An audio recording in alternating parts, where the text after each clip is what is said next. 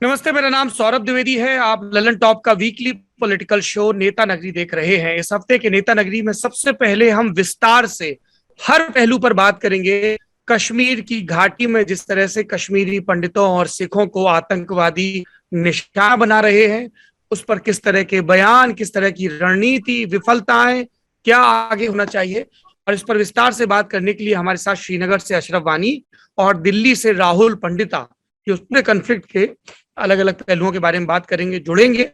हर आपकी जो क्वेरी है, हम कोशिश करेंगे कि उससे जुड़े सवाल पर बहस हो, बात सामने आए।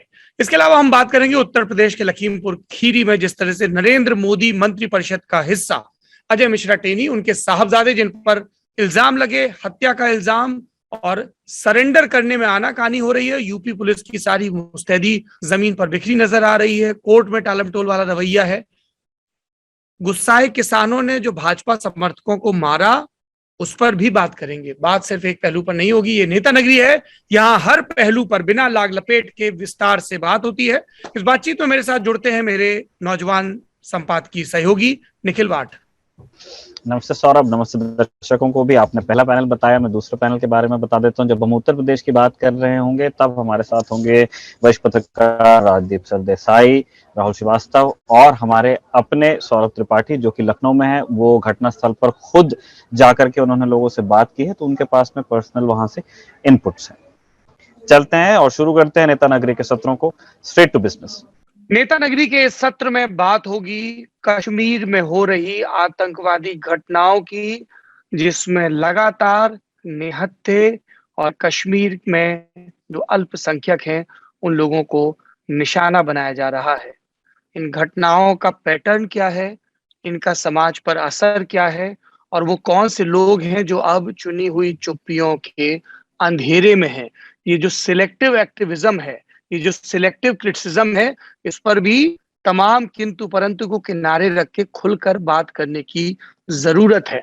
उसी तरीके से बात करने की जरूरत है जिस तरीके से 89 ऑनवर्ड्स कश्मीरी पंडितों के माइग्रेशन पर बात होती है, या उसके बाद आतंकवाद से लड़ने के क्रम में जो सिविलियंस को क्षति पहुंचती है, जो फर्जी कई एनकाउंटर हुए, उस पर बात होती है। क्योंकि जब भी एक निर्दोष स्टेट का या आतंकवादी का निशाना बनता है, तो ये पूरे समाज के लिए चिंता का विषय होना चाहिए, उसका धर्म चाहे कोई भी हो। तो ये पाले चुन के अपनी अपनी राजनीति की सहूलियत के हिसाब से बात करने से कुछ हासिल नहीं होगा। कश्मीरियत की बात होती रहे, सूफिज्म की बात होती रहे, बहुसंख्यक बात की बात होती रहे, अल्पसंख्यक बात की बात होती रहे, और आखिरी में बात व्हाट अबाउटरी पे रुक जाती है आके। तब कहाँ थे, तब क्यों नहीं बोले, तब क्यों नहीं बोले। इस बातचीत में सब पहलू सामने आए, इसलिए हमने दो लोगों को आमंत्रित किया, वो हमारे साथ जुड़ रहे हैं। पहले मेहमान हैं राहुल पंडिता। राहुल पहले भी नेता नगरी में आ चुके हैं, किताब वाला में भी आ चुके हैं। इनकी किताबें आपको खोज कर पढ़नी चाहिए, चाहे वो बस्तर पे लिखी किताब हो, चाहे वो कश्मीर पर लिखी किताब हो, और या फिर जो आतंकवादी घटना हुई थी फरवरी में और उसकी पूरी जो जांच हुई थी, उस पे लिखी किताब हो, जिसपे हमने किताब वाला किया भी था। राहुल अभी ओपन मैगजीन से जुड़े हैं आप, मेरे ख्याल से।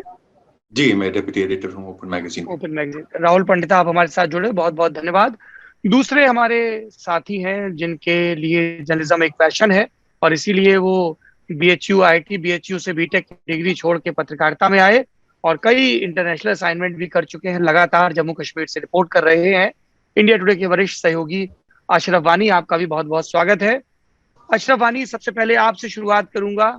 श्रीनगर में आतंकवादी घटनाओं का जो पैटर्न दिख रहा है, किनका नाम सामने आ रहा है, इंटेलिजेंस एजेंसियां, सिक्योरिटी एजेंसियां किस तरह के बयान दे रही हैं, पहले तो ये बताइए, और फिर ये बताइए कि वहां का पॉलिटिकल एस्टेब्लिशमेंट और वहां का समाज इस पर किस तरह की रिएक्शन दे रहा है। शुक्रिया सौरभ। दरअसल बिल्कुल आपने सही पूछा कि इस वक्त क्या इस पूरे मामले को जो पिछले खास तौर से 3 दिन के दौरान कश्मीर में देखा गया। पिछले 3 दिन तक कश्मीर में सिविलियन किलिंग्स पर किसी का ध्यान नहीं जा रहा था, लेकिन ये सिलसिला जो है काफी समय से कश्मीर में चल रहा है, जहां पर टारगेटेड किलिंग्स हो रही है। पुलिस का मैं एक आज प्रेस नोट देख रहा था, आईजीपी जो कश्मीर पुलिस के जो विजय कुमार हैं उन्होंने वो मुझे भेजा। उसमें लिखा गया था कि और मैंने वो अपने लेवल पे भी चेक कर लिया अपने स्टोरीज और बाकी चीजों में, 2021 में जो है 28 सिविलियंस, जिनको हम कहेंगे निर्दोष नागरिकों की हत्याएं हुई, जिनको कोई बड़ा मतलब किसी सिक्योरिटी एजेंसी या सिक्योरिटी एस्टेब्लिशमेंट से नहीं था, जिन 28 लोगों की हत्याएं हुई हैं उनमें से 20 जो है वो मुस्लिम हैं और 8 जो हैं वो गैर मुस्लिम हैं। और अगर उन गैर मुस्लिमों में जो हम कहें कि जो मतलब मुस्लिम नहीं है 8 जो अल्पसंख्यक के हैं, उनमें से 5 ही जो हैं 5 हैं जो हैं वो कश्मीरी पंडित हैं। उनके नाम उंगलियों पे है क्योंकि हमने वो सभी स्टोरीज कवर की। एक पुलिस कर्मी जो है वो अनंतनाग जिले के वन गांव में उसकी हत्या हुई, बंदूकधारी आए और नजदीक से उनको गोली मारी, जिसमें उनकी जान गई और उनकी मौत हुई। और उसके साथ साथ फिर जो मंगलवार शाम को घटना घटी, उसमें 2 जो है माइनॉरिटी कम्युनिटी के लोग मारे गए। एक तो कश्मीरी पंडित जो जिनको मैं भी बहुत सालों से जानता हूँ, डॉक्टर जो बिंद्रू हैं, बिंद्रू मेडिकेट के मक्खनलाल बिंद्रू। और उसके साथ साथ फिर एक बेपुड़ी वाला जो बेचारा रेड़ा अपना चलाता था, उसकी कहानी कहीं आई नहीं। लेकिन अगर हम दुखदायक उसकी कहानी देखें, उसके परिवार के बारे में नहीं जाना, 5 बच्चे हैं उसके, बिहार से 2 पैसे कमाने के लिए कश्मीर आया था। कश्मीर के हवल इलाके में लाल बाजार इलाके में जो है पानी पूरी बेचता था। और जिस दिन जब उसकी हत्या हुई और उसके बाद फिर जो है पुलिस अब इस कोशिश में लगी थी कि उसका शव जो है यहीं पर उसका अंतिम संस्कार किया, क्योंकि बाकी उसके कुछ लोग भी यहाँ थे जो काम के लिए यहाँ आए थे, उनके पास उतना पैसा नहीं था कि उसकी बॉडी को वो घर पहुंचा दे। बहरहाल में सोशल मीडिया पे ये बात आ गई तो फिर जो यहाँ के मेयर है उन्होंने कुछ कहा कि वो उसके साथ जाएंगे उस शव के साथ और उनके घर को पहुंचा देंगे। और उसी दिन जो है 2 हत्याएं वो हुई और एक बांडीपुरा में एक हत्या हुई। 3 हत्याएं वो 1 घंटे के भीतर हुई मंगलवार शाम को। और उसके बाद कल जो स्कूल में जाकर जो है आतंकी एक स्कूल में जाके 2 शिक्षकों को जो है उनकी हत्या करते हैं, वो भी माइनॉरिटी कम्युनिटी के, वही 2 थे वहां पर, उन 2 की जो है जान ली है। तो अभी तक जो देखा गया तो ये पैटर्न पिछले 3 दिन से ज्यादा बदला, जहां पर स्पेसिफिकली कश्मीरी पंडित जो कि कश्मीर की सोसाइटी का एक हिस्सा रहे हैं भी, उनको निशाना बनाया गया। जहां तक हम बिंदरों की बात करें या फिर जो टीचर मारा गया है कल स्कूल में, और तीसरी जो महिला थी प्रिंसिपल, वो भी कश्मीरी ही थी, सिख समुदाय से थी।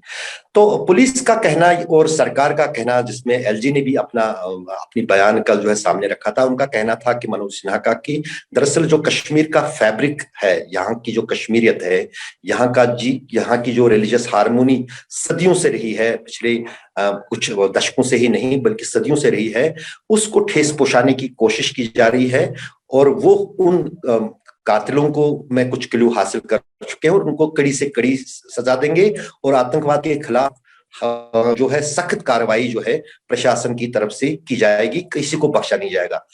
और वहीं पर उन्होंने ये बात भी मानी कि कहीं ना कहीं चूक हुई है, जिस अंदाज से, क्योंकि आपको भी पता है कि किस अंदाज से बड़े बड़े जो है अपने कसीदे पढ़ रहे थे जम्मू कश्मीर सरकार और केंद्र सरकार। कश्मीर में 370 हटने के बाद और अनुच्छेद 370 हटने के साथ साथ यूनियन टेरिटरी बनने के बाद सब कुछ काया पलट हो गई, उसकी भी पोल खुल गई, जो हमने खुल के कल मनोज सिन्हा से भी कहा और यहाँ अपने मीडिया में भी कहा कि जो दावे किए जा रहे थे लगातार सरकार की तरफ से कि 370 हटने के बाद पूरी तरह से जो है हालात काबू में आ गए, तो ऐसा भी कुछ नहीं है और हालात अभी भी संगीन और खराब है।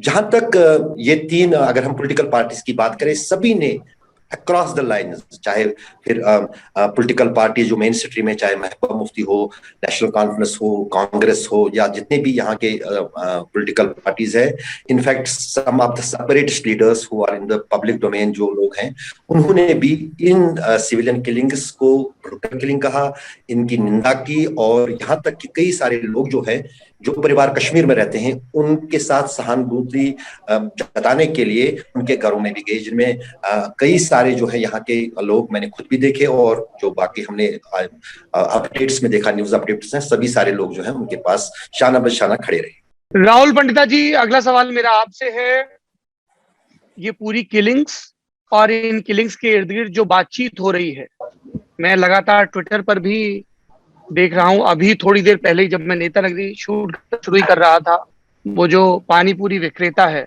इसका शव नहीं जा पाया। सरकार के पास असीमित संसाधन होते हैं, लेकिन एक व्यक्ति जो आतंकवाद की घटना का शिकार हुआ, उसके परिवार तक उसका शव नहीं पहुंचाया गया। और वो आतंकवादी जिन्हें ये गुमा है कि वो बंदूक की गोली के दम पे ये तय कर पाएंगे कि कौन बाहरी है और कौन भीतरी है, वो भी देख ले कि उसका शव उसी कश्मीर की मिट्टी पे जला। तो मैं ये जानना चाह रहा हूं आपसे, और इसलिए भी क्योंकि जैसा आपने अपनी किताब में लिखा था, जब एक अपने गुस्से के लिए कुख्यात विख्यात जनरल ने आपसे पूछा था इन्हीं किलिंग्स के बारे में कि आपको तो हमारे साथ होना चाहिए क्योंकि आप लोगों के साथ ऐसा हुआ इस तरीके से, और वो जो आपका जवाब था जिसके साथ मैं बहुत कनेक्टेड फील करता हूं कि हमारे साथ ऐसा हुआ, इसलिए किसी के साथ भी जब ऐसा होता है तो we feel that pain, that empathy. मैं आपकी पहली रिएक्शन चाहता हूं इस पे, इस पूरी घटना पे। How do you look at it? क्या पैटर्न दिख रहा है, क्या बातचीत हो रही है और क्या मिसिंग है इस पूरी बातचीत में? देखिए, 2-3 चीजें हैं जिनके बारे में बात करना बहुत महत्वपूर्ण है सौरभ। सबसे पहली बात यह है कि 21 सितंबर की शाम से हमारे पास बहुत ही क्रेडिबल इंटेलिजेंस इनपुट आ रहे थे। अगर आप इंटेलिजेंस चैटर फॉलो करते हैं एक पत्रकार की दृष्टि से, या जिसको भी काउंटर इंसर्जेंसी में कोई इंटरेस्ट है, तो वो चैटर 21 सितंबर की शाम से आना शुरू हो गया था कि कश्मीर में माइनॉरिटी कम्युनिटीज पर कुछ हमले हो सकते हैं। तो 21 सितंबर की शाम को जब ये हमारे इसमें लाया गया, हमारे लिस्ट में लाया गया, तो हमने पाया कि 21 सितंबर की शाम को ही जो श्रीनगर पुलिस है उसने एक बहुत ही प्रोमिनेंट हिंदू स्वीट शॉप है, शक्ति स्वीट्स, उसके बाहर 2-3 गार्ड थे, उसके पास में एक मंदिर है जहां पर उन्होंने जाकर पुजारी से ये कहा कि वहां की लाइट बंद कर दें। ये पहले कभी हुआ नहीं है इस तरह की घटना। तो इस घटना ने हमें थोड़ा सा चिंता में डाल दिया, क्योंकि उस इलाके के आसपास भी कुछ अल्पसंख्यक हिंदू घर हैं जो काफी दिनों से वहां रह रहे हैं और 30 साल से वहां रह रहे हैं और कभी वो कश्मीर से निकले नहीं। तो ये बात हमने पुलिस के नोटिस में भी लाई और पुलिस ने अश्योर किया कि ये रूटीन चेकिंग वगैरह है और इसमें कोई दिक्कत का सामना नहीं। लेकिन बाद में हमने पाया कि ये इंटेलिजेंस इनपुट एकदम क्रेडिबल था, और जब मक्खनलाल बिंद्रू साहब की हत्या हुई और उसी वक्त एक गोलगप्पे वाले की हत्या होती है। अब गोलगप्पे वाले की हत्या एक बहुत ही रैंडम एक्ट ऑफ वायलेंस है, क्योंकि आपको दिखाना है कि आउटसाइडर है और ये कश्मीर में वेलकम नहीं है, उसको आपने मार दिया।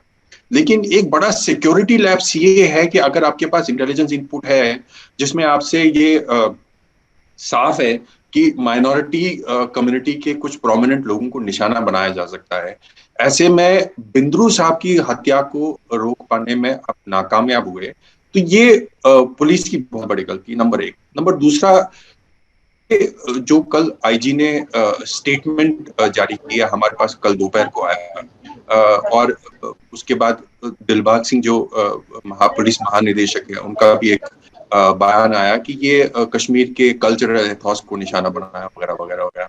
सबसे पहली बात है, हमें ये समझना चाहिए कि ये 28 सिविलियन की जो हम हत्या की बात करते हैं, ये सच है कि 28 सिविलियन मारे गए हैं, लेकिन ये जो 21 सिविलियन मारे गए हैं और 7 अल्पसंख्यक जो जिन लोगों की हत्या हुई, उसके बीच में एक बहुत बड़ा डिफरेंस है। डिफरेंस ये है कि जैसे अभी हमने कहा कि पांडीपुर में एक टैक्सी ड्राइवर की हत्या होती है, जो मुस्लिम टैक्सी ड्राइवर है, लोकल मुस्लिम ड्राइवर, उसकी हत्या होती है, लेकिन उसके हत्या से वहां की कम्युनिटी में जो मेजॉरिटी कम्युनिटी है उसमें कोई फियर साइकोसिस पैदा नहीं हुआ। ऐसा नहीं है कि कोई बांडीपुरा में 10 ड्राइवर अपनी जान बचाकर घर से पलायन करके निकल गए कि साहब हमारी जान को खतरा है, या अगर आपने किसी, मान लीजिए किसी लोकल पानीपुरी वाले को मार दिया, स्ट्रीट वेंडर को मार दिया, तो उससे एक फेयर साइकोसिस ट्रिगर नहीं होता है कि आप बोलीवार रोड पे जाएंगे तो सारे अपनी दुकानें बंद करके चले जाएंगे। लेकिन जब आप एक माइनॉरिटी किलिंग करते हैं तो उससे निश्चित तौर पर एक फेयर साइकोसिस क्रिएट करता है। जब आप स्पेशली ये देखते हैं कि बिंद्रू साहब जो 30 साल से वहां कश्मीरियों की सेवा करने में लगे हुए हैं, कश्मीर में नकली दवाइयों का इतना बोलबाला है, ऐसे में ऑथेंटिक रिलायबल दवाई देना ये अपने आप में बड़ी सेवा है। पूरा 30 साल तक ब्रेव करना आतंकवादी गतिविधियों को एक अल्पसंख्यक के रूप में बड़ा मुश्किल होता है। और उसके बाद आपने देखा कल की घटना जिसमें श्रीनगर के बीचों बीच, श्रीनगर के हार्ट में कुछ आतंकवादी जाते हैं, एक स्कूल में जाते हैं, वहां बहुत आराम से वो लोगों के आई कार्ड चेक करते हैं, उसके बाद 2 नॉन मुस्लिम्स को सिंगल आउट करके उनकी हत्या कर देते हैं और आराम से निकल जाते हैं। तो ये घटना श्रीनगर के बीचों बीच हुई।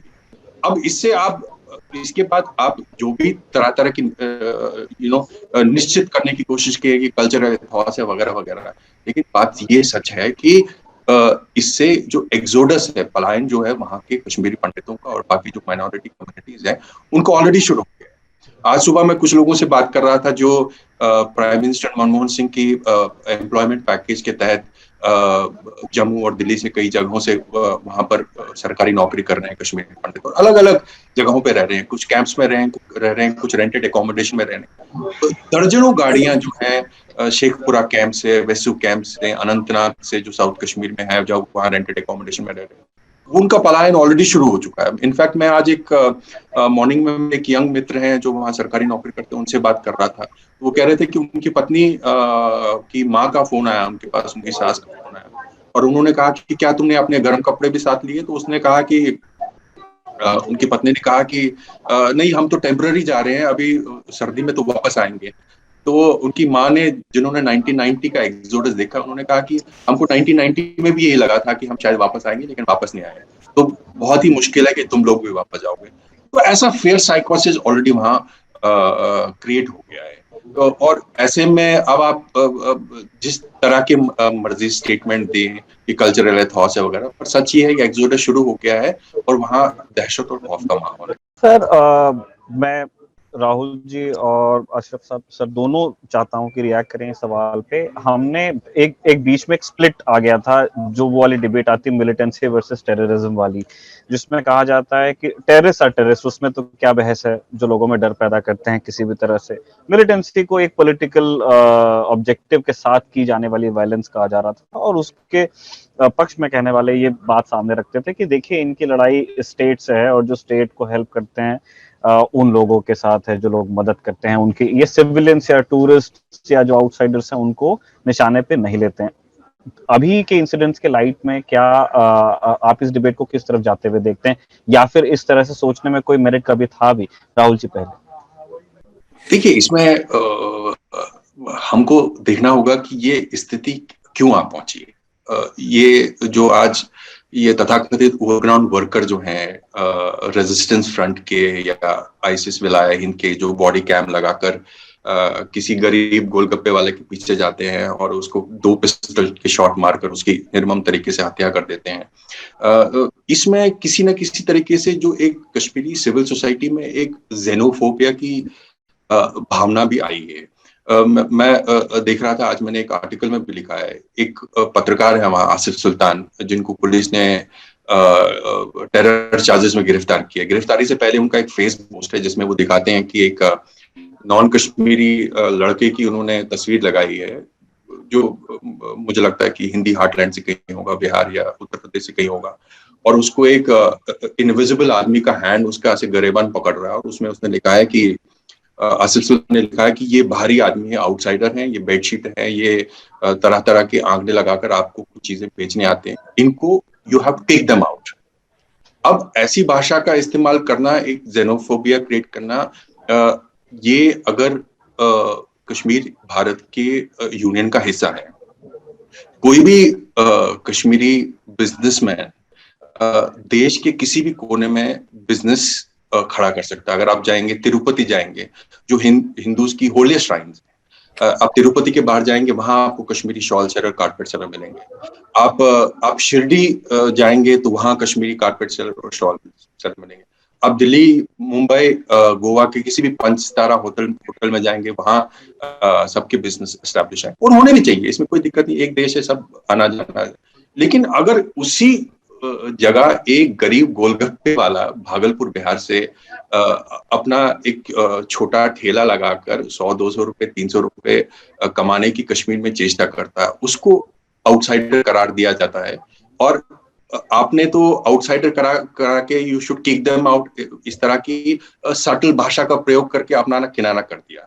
लेकिन आतंकवादी तंजीमें जो हैं इसको अपनी दृष्टि से देखती हैं, है ना। उसके बाद वो वाजिबुल कत्ल हो जाता है, मैंडेट कि भाई ये इनको मारना ठीक है। इसी तरह जो कश्मीर की मेन स्ट्रीम पॉलिटिकल पार्टीज हैं, उन्होंने भी इसी सटल पॉलिटिकल लैंग्वेज का इस्तेमाल करके इसी जेनोफोबिया को पनपने दिया।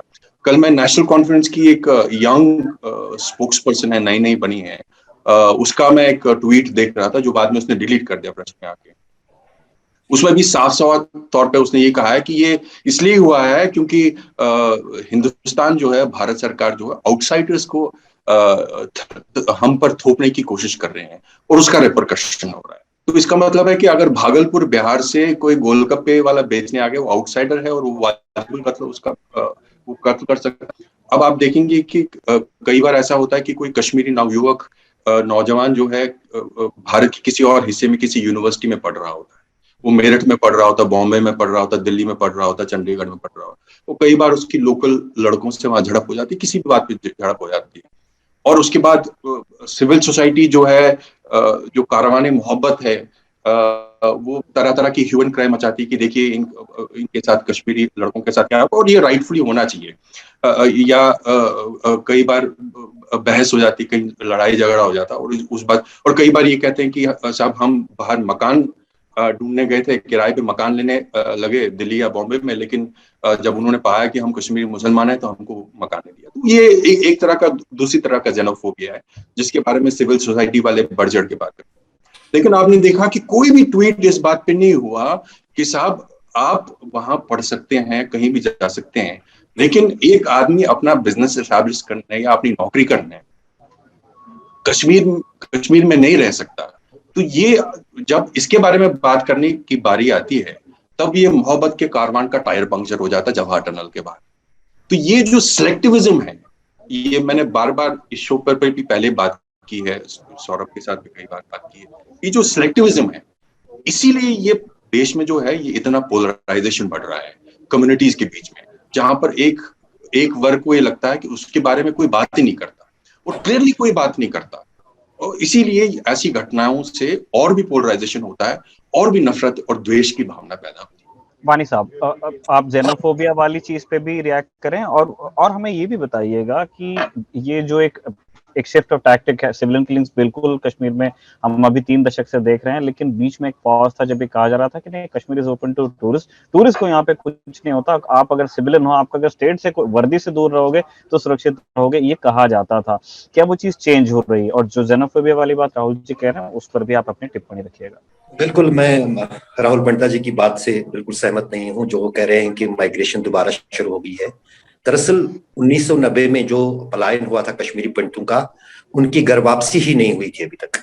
जो लोग जिनकी बात कर रहे थे राहुल पंडिता साहब की, वो छोड़ रहे हैं, कुछ कैंप्स में हैं, वो सिर्फ कर्मचारी हैं जो गवर्नमेंट जम्मू कश्मीर सरकार के तहत नौकरी कर रहे हैं, और उनके हमेशा यहाँ पर वो टेम्पररी होम हुआ करते हैं, वो जाते हैं अपने परिवार, चाहे जम्मू में हो दिल्ली में, ज्यादातर तो जम्मू में उनके परिवार हैं, तो वहां जाते थे। तो इसका मतलब ये है कि पहली बात हुई है कि घर वापसी हुई ही नहीं कश्मीरी पंडितों की, तो फिर यहाँ से जो माइग्रेशन है वो तो कोई इशू ही नहीं है।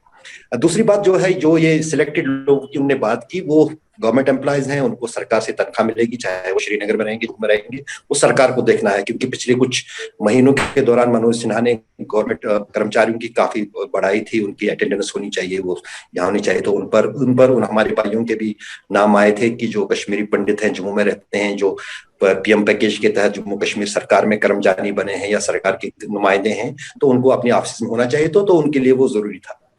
दूसरी बात, इस वक्त जो गोलगप्पे की बार बार वो जिक्र कर रहे थे, तो इस वक्त भी करीब 4 लाख जो है नॉन लोकल्स कश्मीर में काम कर रहे हैं। मेरे घर में अगर कोई भी काम होगा, वो मिस्त्री, क्योंकि मुझे चीपर पड़ता है लोकल मिस्त्री से, वो या बिहार का होगा या उत्तर प्रदेश का होगा या उड़ीसा का होगा प्लम्बर, वो क्योंकि कश्मीर से बेटर जो है वो पंडिता जी दूरी मेरी है, वो भी समझते होंगे, क्योंकि उससे बेटर जो है उनकी अर्निंग कश्मीर से बेटर चाहे देश में और कहीं नहीं होती है। जो नॉन लोकल वर्कर्स हैं, खासतौर से स्किल्ड वर्कर्स, वो अभी भी 4 लाख से ज्यादा उनका आंकड़ा मुझे कोई कल बोल रहा था, वो कश्मीर में हर एक काम करते हैं, सेब की उतराई, शाली काटना, जो काम कश्मीर का ट्रेडिशनल काम होता है वो भी वो लोग सीख गए हैं और हमारी मदद कर रहे हैं। तो उसमें तो कोई वो अपना कंट्रीब्यूट कर रहे हैं इकोनॉमी को या लाइफ को, तो उसमें तो कोई सवाल ही नहीं है। तीसरी बात जो महत्वपूर्ण जो ये है कि अगर हम कहें कि ये जो कह रहे हैं कि हाँ सच में कश्मीर के लोगों में, सोसाइटी में थोड़े से शक शुबे ज्यादा बढ़ने लगे हैं, खासतौर से अनुच्छेद 370, जिस पर हमने कई सारी बहसें की। आखिर क्यों कश्मीर के कुछ लोग जो है कहीं ना कहीं जिस चीज को मानते हैं। जब 5 अगस्त 2019 को केंद्र सरकार ने फैसला लिया कश्मीर को लेकर, उसमें कश्मीर के आम लोगों की क्या बात, यहाँ की पॉलिटिकल पार्टीज की किसी भी एक से भी सवाल भी नहीं, इनको जेलों में भर दिया गया, वो भी तो एक हकीकत है। को it was a unilateral decision, और यूनिलेटरल डिसीजन जब ये थी केंद्र सरकार की, एनडीए सरकार की, तो उन्होंने तब ये आश्वासन दिया था पार्लियामेंट में, प्रधानमंत्री ने भी, गृह मंत्री ने भी, 40 दिन मुझे दे दो, 4 महीने मुझे दे दो, कश्मीर को स्विट्जरलैंड से भी आगे बढ़े। अब 2 साल से ज्यादा टाइम हो चुका है, कश्मीर में कुछ बदला नहीं है, कश्मीर में कुछ बदला नहीं है, और कश्मीर में सिचुएशन जो है वर्ष से वर्षन हो रही है। और जहां पर हम देख रहे थे कि धीरे धीरे जो टूरिज्म, सच में टूरिस्ट अभी इस वक्त भी टूरिस्ट हैं जहां पर भी, क्योंकि 2 साल तो यहाँ पर पूरी तरह से कोरोना वायरस के चलते और टूरिज्म पूरी तरह से ठप था, लेकिन पिछले 2 महीने से बहुत रिवाइव हुआ टूरिज्म, क्योंकि देश में अलग अलग जगहों से जो कश्मीर जिनका आना जाना है वो है, अभी भी है, आ रहे हैं, और फ्लाइटें आज भी भरी हुई हैं जहां से लोग आ रहे हैं। और तीसरी बात जो सबसे मैंने अलग आज देखा, करीब 5000 सिख, जिनके साथ लोकल मुस्लिम्स भी थे, लोकल कश्मीरी पंडित भी थे, श्रीनगर की सड़क पर जो है खुलेआम जो है प्रोटेस्ट कर रहे हैं। उन जो इनोसेंट जो लेडी मारी गई थी, प्रिंसिपल जो है वो एक सरदार फैमिली से थी, उसको लेकर जो है वो जब श्रीनगर में उनके घर से शमशान घाट तक एक प्रोटेस्ट की सूरत में, जिसको पूरी तरह से जो है पूरी स्पेस मिली, कोई उस पर दिक्कत नहीं हुई, कोई उसके खिलाफ ये नहीं हुआ, तो एक किस्म का एक जो ओपन जो है मंच है वो उन्होंने एक्सप्रेस कर पाएंगे, तो वो साफ दर्शाता है कि कश्मीर की सोसाइटी अभी भी फैब्रिक है, उसमें कोई दिक्कत नहीं है। लेकिन हाँ ये जरूर है कि कहीं ना कहीं जो है कश्मीर के लोग, यहाँ के युवा, यहाँ के राजनीतिक दल ये समझ रहे हैं कि उनको जिस अंदाज से आइसोलेट किया जा रहा है कश्मीर की फ्यूचर को लेकर, कश्मीर की पॉलिसीज को लेकर, कश्मीर के यहाँ पर क्या हो क्या नहीं हो, लोकल कंटेंट को किनारे किया जा रहा है, उसमें जरूर गुस्सा सिविल सोसाइटी में भी है और लोगों में। तो अगर दलील, इसमें अब दलील की बात है, क्योंकि जब जो कल लगातार जितनी भी किलिंग्स होती है उसके बाद जो है जो संगठन इन हत्याओं के पीछे होता है वो भी अपनी तरफ से यह था, जो अनुच्छेद 370 हटने के बाद जो रेजिस्टेंस फ्रंट बना है, जो ज्यादातर जितनी भी आतंकी घटनाएं घटी है तब से कश्मीर में, उसने जिम्मेदारी ली है। वो अपनी अपनी वो भी इसका विषय है और बाकी कानून व्यवस्था का विषय है कि वो आरोप लगाते हैं। उनका आरोप ये भी था, जो 2 शिक्षक मारे गए हैं कल यहाँ पर ईदगाह के इलाके में, उन्होंने 15 अगस्त को बच्चों पर प्रेस किया था कि वो इंडिपेंडेंस डे सेलिब्रेशंस में आए, जबकि बच्चों की चाहत या उनके पेरेंट्स की चाहत नहीं थी कि बच्चे 15 अगस्त मनाएं। तो ये उन्होंने उन पे आरोप लगाया था, जो जिसको हम कोई ऑथेंटिकेट नहीं कर सकते हैं। मैं उनकी बात कर रहा हूँ, उन्होंने क्या प्रेस नोट में लिखा था। इसी तरह जो हमारे बिंद्रो साहब हैं, उनको लेकर के वो आरएसएस से जुड़े थे। अब मैं तो नहीं जानता हूं कि क्या वो आरएसएस से जुड़े थे या नहीं थे, लेकिन जहां तक मैं जानता हूं कि उनको कोई मतलब नहीं था, वो लोगों की सेवा करते थे। यहाँ पर 32 साल से जो है सबसे, जैसे पंडिता साहब ने कहा कि उनको इतनी भीड़ होती थी उनके दुकान के बाहर, उसका कारण ये था कि सबको पता था कि अगर असली दवाई कहीं मिलेगी तो बिंद्रू के दुकान के बाहर मिलेगी। एक नहीं 2 दुकानें उनकी हैं, एक जो वो खुद चलाते थे, दूसरी दुकान अभी भी चल रही है जो उनकी वाइफ चला रही है श्रीनगर में ही। तो ये जो है ये जरूर जिसमें जो पुलिस की तरफ से और प्रशासन की तरफ से कहा जा रहा है कि कहीं ना कहीं जो प्रेशर पड़ा है मिलिटेंट्स पर, मिलिटेंट ग्रुप्स पर, उसका भी एक कारण हो सकता है। क्योंकि जब आप उतना प्रेशर सिक्योरिटी एजेंसीज की तरफ से बढ़ाया जा रहे हैं कि कोई अभी एक दिन भी नहीं हुआ होता है किसी लोकल युवा को मिलिटेंट बने हुए, with in 7 days, with in 10 days, with in 1 month उसको मारा जाता है मुठभेड़ में।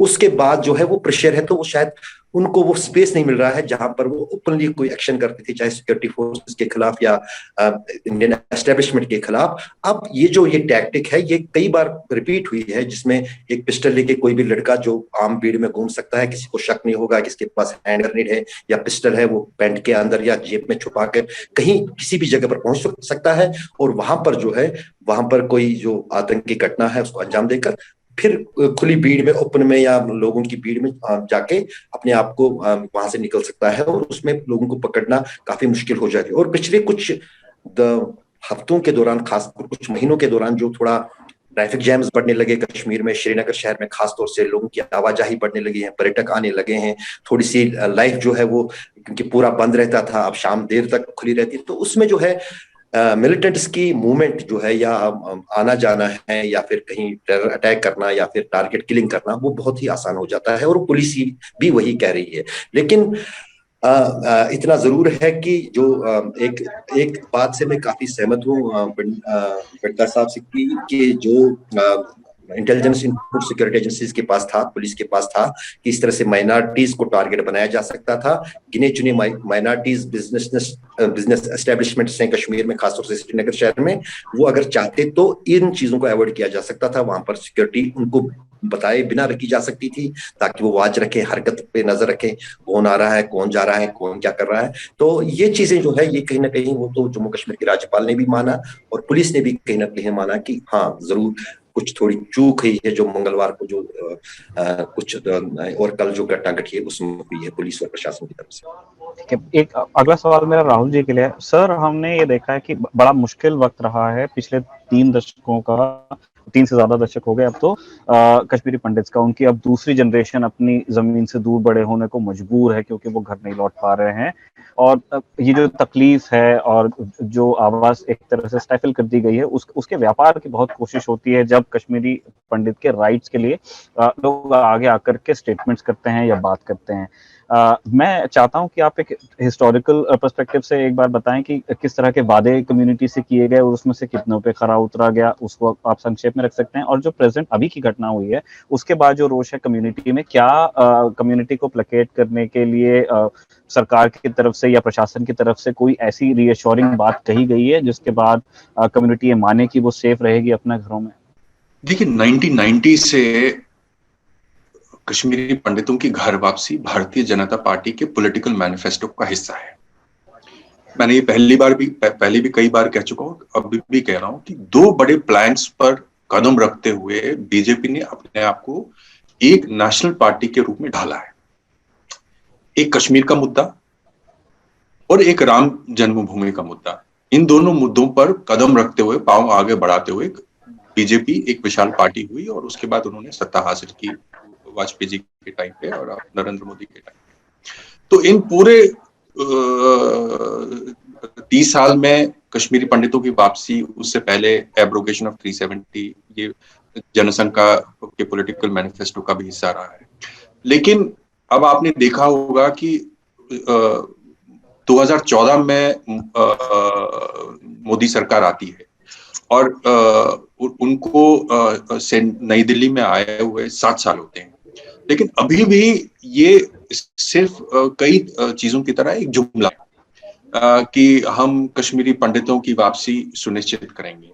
अगर आप कश्मीरी पंडितों की वापसी 1990 से आपके पॉलिटिकल मैनिफेस्टो का हिस्सा है, तो आपको सत्ता में वापस आने का वेट नहीं करना है उसका एक ब्लूप्रिंट बनाने के लिए। चलिए, आपने सत्ता में वापस आने का भी वेट किया, तब से भी 7 साल हो गए, लेकिन कोई भी, आपने कई बार सुना होगा स्टेटमेंट आए, हमने ये जमीन आइडेंटिफाई कर दी, हमने वहां जमीन आइडेंटिफाई की, हमने यहाँ जमीन आइडेंटिफाई की। तो हम इस बात पे कहते हैं कि देखिए, जमीन आइडेंटिफाई करने से कुछ नहीं होगा। सबसे पहले कश्मीरी पंडितों की घर वापसी, जो जिसकी तरफ अशरफ साहब इशारा कर रहे थे, वो तब तक संभव नहीं है जब तक उनको वहां पर सिक्योरिटी सेफ्टी उनको लगेगी। आप एक छोटा सा एक कॉलोनी बना सकते हैं, लेकिन उस कॉलोनी में एक कश्मीरी पंडित पूरी जिंदगी नहीं रह सकता है। वो एक टेम्पररी मेजर हो सकता है कि आपने एक वेसू में कैंप बना दिया या शेखपुरा में कैंप बना दिया या मटन में कहीं कैंप बना दिया। अल्टीमेटली अगर उसको एक जगह रहना है, जहाँ जो एक मुस्लिम बाहुल्य स्टेट है, जहाँ पर उसकी जनसंख्या माइनॉरिटी कम्युनिटी की 5% से भी कम है, तो उसको एक सेफ्टी एंड सिक्योरिटी का एहसास होना चाहिए। लेकिन वो सेफ्टी एंड सिक्योरिटी का एहसास उससे कैसे होगा जब वो ये देख रहा है कि घाटी में जो बचे खुचे कश्मीरी पंडित भी हैं, बिंद्रू साहब जैसे हैं, वो भी सेफ नहीं है। और ये 1990 की घटना नहीं है, 98 में भी हुआ है, 1997 में भी हुआ है, 2003 में भी नादिम मार्ग मैसेकर हुआ है, उससे पहले भी मैसेकर हुए हैं। तो ये जब मैसेकर इस तरह के नरसंहार होते हैं, इस तरह जब आप सिलेक्टिव किलिंग करते हैं, जब आप एक आई कार्ड देखकर आप लोगों को मारना शुरू करते हैं, तो ऐसे में कश्मीरी पंडितों की वापसी का कोई सवाल ही पैदा नहीं होता। दूसरा, अब आप देखेंगे कि इतनी बड़ी घटना हो जाती है, लेकिन अभी तक शीर्ष बीजेपी लीडरशिप की तरफ से एक भी वर्ड ऑफ एश्योरेंस नहीं आया है। आप जानते हैं कि नरेंद्र मोदी जो है कश्मीरी पंडित डायस्पोरा में बहुत पॉपुलर है, क्योंकि कई सारे उनको सपोर्ट करते हैं। उनको ये लगता है कि ये आदमी है जो उनकी वापसी का सबब बन सकता है। एब्रोगेशन हो गया और ये तब पुराने वादे जो हैं, जो लोगों से किए हैं, भारत की जनता से किए हैं, वो पूरे हुए तो हमारे वादे भी पूरे हुए, लेकिन हुआ नहीं। उसके ऊपर आप जख्मों पर नमक छिड़कने का काम करते हैं। आपने देखा होगा कि अगस्त में बीजेपी की यूनियन मिनिस्टर हैं मीनाक्षी लेखी जी, उनसे एक सवाल पूछा जाता है कि पंडितों की रिहैबिलिटेशन कब होगी, और वो कहती हैं कि पंडितों की रिहैबिलिटेशन क्या है, ये देश फ्री है, कोई भी कहीं भी जा सकता है। जो एक तरह से वो सजेस्ट कर रही हैं कि कश्मीरी पंडित वापस जा सकते हैं कश्मीर, लेकिन वो जाना नहीं चाहते हैं। इस तरह के संकेत दे रही हैं। जो कोरोना काल में माइग्रेंट वर्कर्स है वो वापस गए, फिर वो दिल्ली वापस आए, तो पंडित वापस क्यों नहीं जा सकते हैं? तो इस तरह के बयान जब आप सुनते हैं, इस तरह का सिक्योरिटी सिनेरियो जब आप देखते हैं कि इतनी घटना के बाद, अब देखिए कल क्या हुआ, कल और आज में सैकड़ों परिवार जो है, दर्जनों परिवार, अनंतनाग से 10-12 गाड़ियां सुबह निकली हैं आज जम्मू के लिए, ठीक है। कुछ पुराने लोग जो 30-32 साल में प्रोमिनेंट कुछ कश्मीरी फैमिली जो कभी कश्मीर छोड़कर नहीं गई, उनको भी इस बार लगा कि उनको छोड़कर जाना चाहिए, क्योंकि ये जब किलिंग बहुत क्लोज आपके हो जाती है, आपको लगता है कि खतरा बिल्कुल सामने है, तो उसके बाद आप अपनी जान सांसद में नहीं डाल सकते। उसके बाद आपको आप अपना बिजनेस इंटरेस्ट हो, चाहे प्रोफेशनल इंटरेस्ट हो, उसको सबको छोड़ के जाना है। और अभी तक सिक्योरिटी के नाम पे किसी भी तरह का एश्योरेंस वहां माइनॉरिटी कम्युनिटी को नहीं मिला है। आपने सिक्योरिटी के नाम पे कल क्या किया? कल 7 बजे आपने जबरदस्ती दुकानें बंद करवा दी, बिजनेस एस्टेब्लिशमेंट, जो हिंदू बिजनेस एस्टेब्लिशमेंट है। हिंदुओं को आपने एडवाइस दिया फोन कर करके कि आप अपने घरों पे रहें। तो अगर इस तरह की अगर आपके पास सिक्योरिटी का सोल्यूशन ये है कि आप वहां के अल्पसंख्यक समुदाय को घर पे रहने के लिए बोलें, तो आप समझ सकते हैं कि किस तरह की सिक्योरिटी का एश्योरेंस अल्पसंख्यक को वहां लगेगा। और खुदा न खास्ता अगर ईश्वर न करे, अगर इस तरह की 1-2 और घटनाएं हो जाती हैं। अशरफ साहब ने कहा कि 3-4 लाख माइग्रेंट वर्कर्स काम कर रहे हैं, बिल्कुल उन्होंने सही कहा है। आपने देखा होगा 2019 में एब्रोगेशन के बाद भी वो तमाम लोग छोड़कर चले गए थे, क्योंकि उनको थ्रेट लगा, और जो लोकल लोगों ने काफी जगह थ्रेट की, और वो बसों में भर भर के कश्मीर से भागे उस पर। उसके बाद स्थिति थोड़ी बहुत सामान्य होगी, वो वापस आ गए, उनकी रोजी रोटी का मसला है। और अशरफ साहब ने जैसे कहा कि वहां पर माहौल उनके लिए अनुकूल है, उनको जो दिहाड़ी है बड़ी अच्छी मिलती है, मौसम अच्छा है, लोगों का रवैया जनरली अच्छा रहता है, खाने पीने की कोई दिक्कत नहीं है, तो उनको वहां काम करना पसंद है। लेकिन अगर इसी तरह की 2-3 घटनाएं, ईश्वर न करें अगर और होती हैं, कि आपने धनबाद से किसी को मार दिया, लखीमपुर से किसी को मार दिया, मेरठ से किसी को मार दिया, किसी मजदूर को मार दिया, तो ये पलायन, ये 2 मिनट का खेल होता है, ये फेयर साइकोसिस होगा, और वही आपको रिपीट होगा जो आप कई बार कश्मीर के पिछले 3 दशक की हिस्ट्री में देख चुके हैं। मैं एक आखिरी सवाल पूछना चाहता हूं अशरफ वानी से भी और राहुल पंडिता से भी। हमने सरकारों के बारे में, सुरक्षा एजेंसियों के बारे में, लोगों के बारे में बात की। आप दोनों लोग कश्मीरी हैं, लेकिन आप दोनों लोगों का कंटेक्स्ट अलग अलग है। अशरफ वानी श्रीनगर में रह रहे हैं, राहुल पंडिता गुड़गांव में रह रहे हैं। होना तो ये चाहिए था कि दोनों को जहां भी रहना होता वो पूरी तरह से उनकी करियर और उनकी मर्जी का चुनाव होता। दोनों ही लोग संवेदनशील हैं, इसलिए मैं पूरी तरह से ये व्यक्तिगत सवाल पूछ रहा हूँ। दोनों ही लोग संवेदनशील हैं, दोनों ही लोग पढ़े लिखे हैं, दोनों ही लोग किसी भी किस्म के चरमपंथ का समर्थन नहीं करते हैं, किसी भी इफ एंड बट के साथ, है ना। मैं आपसे ये जानना चाहता हूँ कि कश्मीर कैसा है, कश्मीर कैसा हुआ, कश्मीरियत के नाम पे अभी क्या क्या बोला जा रहा है, किया जा रहा है, आप सब लोगों ने बताया। कश्मीर कैसा हो सकता है और उसके लिए क्या करना होगा, ये बताइए मुझे अशरफ वानी साहब।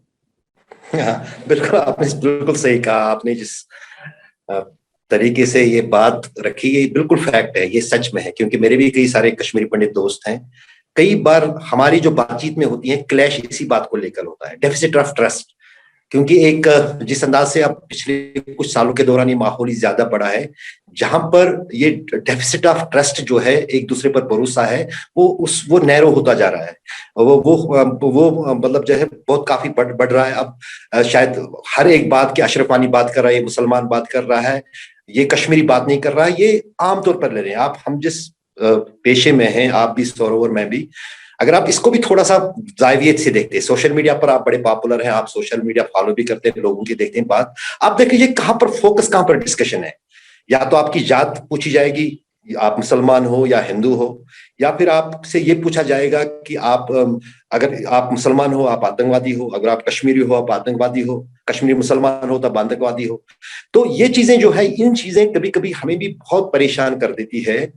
मैं एक बात से बिल्कुल पहले मैं इसको साफ कर दूं, क्योंकि कल ये हमारे न्यूज बुलेटिन में भी ये बात छिड़ी थी कि एक हवा चलाई गई, आइडेंटिटी कार्ड देखे गए जो टीचर्स थे वहां पर। ऐसा कुछ हुआ नहीं है। मैंने पुलिस से भी बात की, मैंने आई विटनेसेस से भी बात की, जो कल की घटना घटी जिसमें हमारे बेचारे 2 निर्दोष टीचर्स मारे गए। वहां पर सिर्फ नाम जो टेररिस्ट के पास था इन 2 लोगों का, क्योंकि अगर कोई टेररिस्ट टेरर अटैक के लिए जाता है, उसके पास पूरी तरह प्लानिंग होती है। मुझे किसी को मारना है, उसको किसी जगह से निकलना है, हथियार साथ उठाना है, फिर उस टारगेट की जगह पे जाना है, फिर चुन के उस, अगर टारगेटेड किलिंग है, उस बंदे को मारना है। और वो टारगेटेड किलिंग में वो दूसरे किसी को नहीं मार सकता है, सिर्फ उन टीचरों को, क्योंकि वहां पर बच्चे नहीं थे, वहां पर सिर्फ टीचर थे, जिनमें मैक्सिमम जो है लोकल मुस्लिम्स थे, और ये 2 जो है माइनॉरिटी से थे, एक सरदार थी और एक जम्मू का एक कश्मीरी हिंदू था। और उसके बाद जो है उन्होंने कहा कि वो कौन है, ये कौन है, दोनों के नाम दिए, उनको बाहर बुला, कहा कि हमें आपसे बात करनी है। लड़के थे जो हमलावर टेररिस्ट थे, तो बाहर बुला के उनको गोली से हत्या कर दी। तो ये कि कार्ड चेक कर दिए गए, हर एक का देखा गया पहचान की किसका नाम क्या है, तो ऐसा नहीं था। पहले ही टारगेटेड किलिंग थी, 2 लोगों को स्कूल में मारना है, उसी को प्लानिंग करके टेररिस्ट निकले थे और उन्होंने उनकी हत्या कर दी। तो ये एक बात। दूसरा जो कल से बहुत खबर है, मैंने तो आज तक इस खबर को चलने नहीं दिया। दूसरी बात जो आपने कहा कि आखिर अब कश्मीर के लिए बेहतर किया जा सके। मैं भी अब 30 साल से एक्टिव लाइफ में हूं, जहां मैं सब चीजें देख भी रहा हूं, रिपोर्ट भी कर रहा हूं। जो मुझे भी महसूस हो रहा है वो ये हो रहा है कि आखिरकार तनाव और रोबदाब और जिसको कहते हैं बलबूते पर या ताकत से कोई चीज हासिल नहीं की जा सकती है। एक नया प्रयोग किया था हमारे प्रधानमंत्री नरेंद्र मोदी साहब ने और हमारे गृह मंत्री अमित शाह ने, कि ताकत के बलबूते पर हम कश्मीर को जो है पूरी तरह से अपने इसमें करें, जिसमें पॉलिटिकल लीडर्स को बंद कर दिया गया, सेपरेटिस्ट अभी भी बंद है, हुर्रियत लीडर्स जो भी हैं। लेकिन उसके पीछे अगर हम 2 सरकारों का देखें, एक तो वाजपेयी जी की सरकार का, एनडीए का, और फिर यूपीए सरकार मनमोहन सिंह की जो 10 साल चली, उसका अप्रोच देखें टुवर्ड्स कश्मीर, वो कहीं ना कहीं ये अप्रोच था कि नहीं, हम पाकिस्तान, क्योंकि वाजपेयी ने एक बार श्रीनगर में कहा था, मैं उस प्रेस कॉन्फ्रेंस में था, 2000 में थी वो प्रेस कॉन्फ्रेंस, उन्होंने कहा कि हम दोस्त तो बदल सकते हैं, पड़ोसी नहीं बदल सकते। कश्मीर में भी मेरा कोई पड़ोसी कश्मीरी पंडित है, मैं दोस्त तो कई बदल सकता हूं, लेकिन पड़ोसी तो वही होगा। अगर कब वो वापस आएगा, मेरा पड़ोसी तो वही होगा, उसी का चेहरा मुझे सुबह देखना है, उसको मेरा देखना है। तो कहीं ना कहीं जो है ये जो अप्रोच है, उसमें दोनों कम्युनिटीज जो कश्मीर में रहती हैं, क्योंकि ऑलमोस्ट ऑल मैक्सिमम जो लोग हैं, गिने चुने 100 में 1% होगा जो नफरत करता हुआ कि कश्मीरी पंडित यहाँ ना आए। बाकी अगर आप गांव जाए, शहर जाए, जहां हम जाते हैं, वहां पर जो कंट्रीब्यूशन कश्मीरी पंडित कम्युनिटी का कश्मीरी मुस्लिम्स को रहा है, रह सकता है और है, वो था भी, तो वो भूले नहीं है कश्मीर के लोग, चाहे हमारी पुरानी जनरेशन हो। एजुकेशन सेक्टर में इस कम्युनिटी का कश्मीरी लोगों के लिए कितना एहसान है, वो कोई इग्नोर नहीं कर सकता है। मैंने जो हाई स्कूलिंग तक क्लासिंग की है, जो हमारे कश्मीरी पंडित टीचर थे, उनकी पढ़ाई और पढ़ाने का तरीका क्या था, और जो अब हम टीचर्स देख रहे हैं उनके पढ़ाई और पढ़ाने का तरीका क्या है, बिल्कुल सब डिफरेंट है। क्योंकि एजुकेशन सबसे बड़ा पावर कश्मीरी पंडित की कम्युनिटी का था, और वही एजुकेशन के बलबूते पर जो उन्होंने अब दुनिया में अलग अलग जगहों पर अपना नाम बनाया, चाहे फिर दिल्ली में हो, गुड़गांव में हो, या जम्मू में हो, या किसी भी जगह पर हो, जो उनके पास इंटेलिजेंस है, एजुकेशन एबिलिटी है, हार्ड वर्किंग है, वो चीज जो है वो कहीं ना कहीं उन्हें मौका देती है कहीं पर भी काम करने के लिए। तो कश्मीर में जो है कम से कम एटलीस्ट दोनों कम्युनिटीज के जो नेता बने हैं, बिना जमीनी हकीकत डाले हुए, उनको थोड़ा सा वो रिजिडनेस करके जमीनी हालात पर एक दूसरी कम्युनिटी को समझना होगा, एक दूसरी कम्युनिटी को साथ देना होगा, एक दूसरी के कम्युनिटी को, क्योंकि आप देख लीजिए, मैं आपको बता दूं कि जब अनुच्छेद 370 हटा था, कश्मीर में कर्फ्यू था, लेकिन मेरा ही भाई या मेरा ही पड़ोसी कश्मीरी पंडित जश्न मना रहा था जम्मू में या दिल्ली में। वो कहीं ना कहीं कश्मीर की पॉपुलेशन को आखिर इनको हमसे कोई प्रॉब्लम है कि आखिर अगर ये कश्मीर के आम कश्मीरी लोगों के साथ कोई जुल्म हो रहा है या कोई जबरदस्ती हो रही है, तो why they are enjoying it, और वो तो एक सेंस जाती है। तो कहीं ना कहीं, क्योंकि ज्यादा समय लग जाएगा, मैं आपको इतना ही बताऊंगा, इसका हल ताकत, मारदाट, पुलिस प्रशासन, इनकाउंटर नहीं है। इसका अगर हल है कश्मीर समस्या के समाधान का, या कश्मीर में फिर जैसे कश्मीर पहले था, 4 दशक पहले था, 3 दशक पहले था, वैसा कश्मीर आ गए, उसके लिए जो है क्या भाषा करनी होगी, दिल की बात करनी होगी, दिलों को मिलना होगा, पाकिस्तान से भी बात करनी होगी, कश्मीर के अलगाववादियों से भी बात करनी होगी, कश्मीर के बाकी नेताओं से बात करनी होगी, युवाओं के साथ भी बात करनी होगी, और उनको जबान से नहीं बल्कि दिन से अपनाना होगा। तो शायद ये जो पूरी जो ये एक रंजिश बनी हुई है, ये खत्म हो सकती है। राहुल पंडिता। देखिए, सबसे पहले अशरफ साहब की बात का जवाब देता हूँ। हालांकि लार्जर डिबेट से उसका कोई लेना देना, एक छोटा फैक्चुअल है, ये इन्होंने वो लाइनअप का किया है। ये कश्मीर पुलिस के कुछ शीर्ष नेताओं ने कल कंफर्मेशन दी है, वहां कुछ आई विटनेसेस ने भी जर्नलिस्ट को कंफर्मेशन दी है, ये हुआ। चलिए खैर, अब ये लार्जर जो सवाल पूछा उसका ये हिस्सा नहीं है, तो इसलिए हम उस चीज को नकारते हैं। सच ये है कि 2 लोगों का उनके पास नाम था, टारगेट था, और उन दो लोग जो थे नॉन मुस्लिम थे, उनकी हत्या हुई और उसके बाद वो चले गए।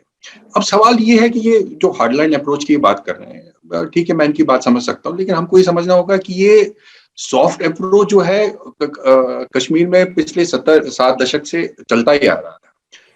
वाजपेयी जी के टाइम भी जो दोस्ती की बात हुई और इंसानियत की बात हुई और जमहूरियत की बात हुई, उससे कोई निष्कर्ष निकला नहीं।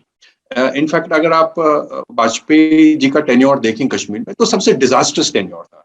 99 में कारगिल हो जाता है, 99 में IC-814 हाईजैक हो जाता है, 2000 में जैश की स्थापना होती है, 2001 में लेजिस्लेटिव असेंबली पे डेडलिएस्ट अटैक होता है, 2001 में ही पार्लियामेंट अटैक होता है। इनफैक्ट वाजपेयी जी के टाइम में कश्मीर में ये जोक था कि अगर आप किसी ऑटो रिक्शा वाले से भी पूछें कि हिंदुस्तान के नेशनल सिक्योरिटी एडवाइजर का नाम क्या है, तो उसको भी मालूम है कि नेशनल सिक्योरिटी एडवाइजर का नाम। तो इस तरह की स्थिति पैदा होगी। अब मैं हार्डलाइन अप्रोच का समर्थक नहीं हूं, पर मैं एक कॉन्ट्रास्ट दे रहा हूं। अब हम बात करते हैं आपके जो लार्जर सवाल की। ये दोनों, देखिए, कश्मीर सोसाइटी एक बहुत प्रोग्रेसिव सोसाइटी थी, प्री 1990 सोसाइटी, बट ये प्रोग्रेसिव सोसाइटी थी। हम कई मायनों में हिंदुस्तान के गरीब हिस्सों से जो है उनसे आगे थे। जैसे गरीबी की परिभाषा आप और हम समझते हैं, उस तरह की गरीबी कश्मीर में कभी नहीं रही।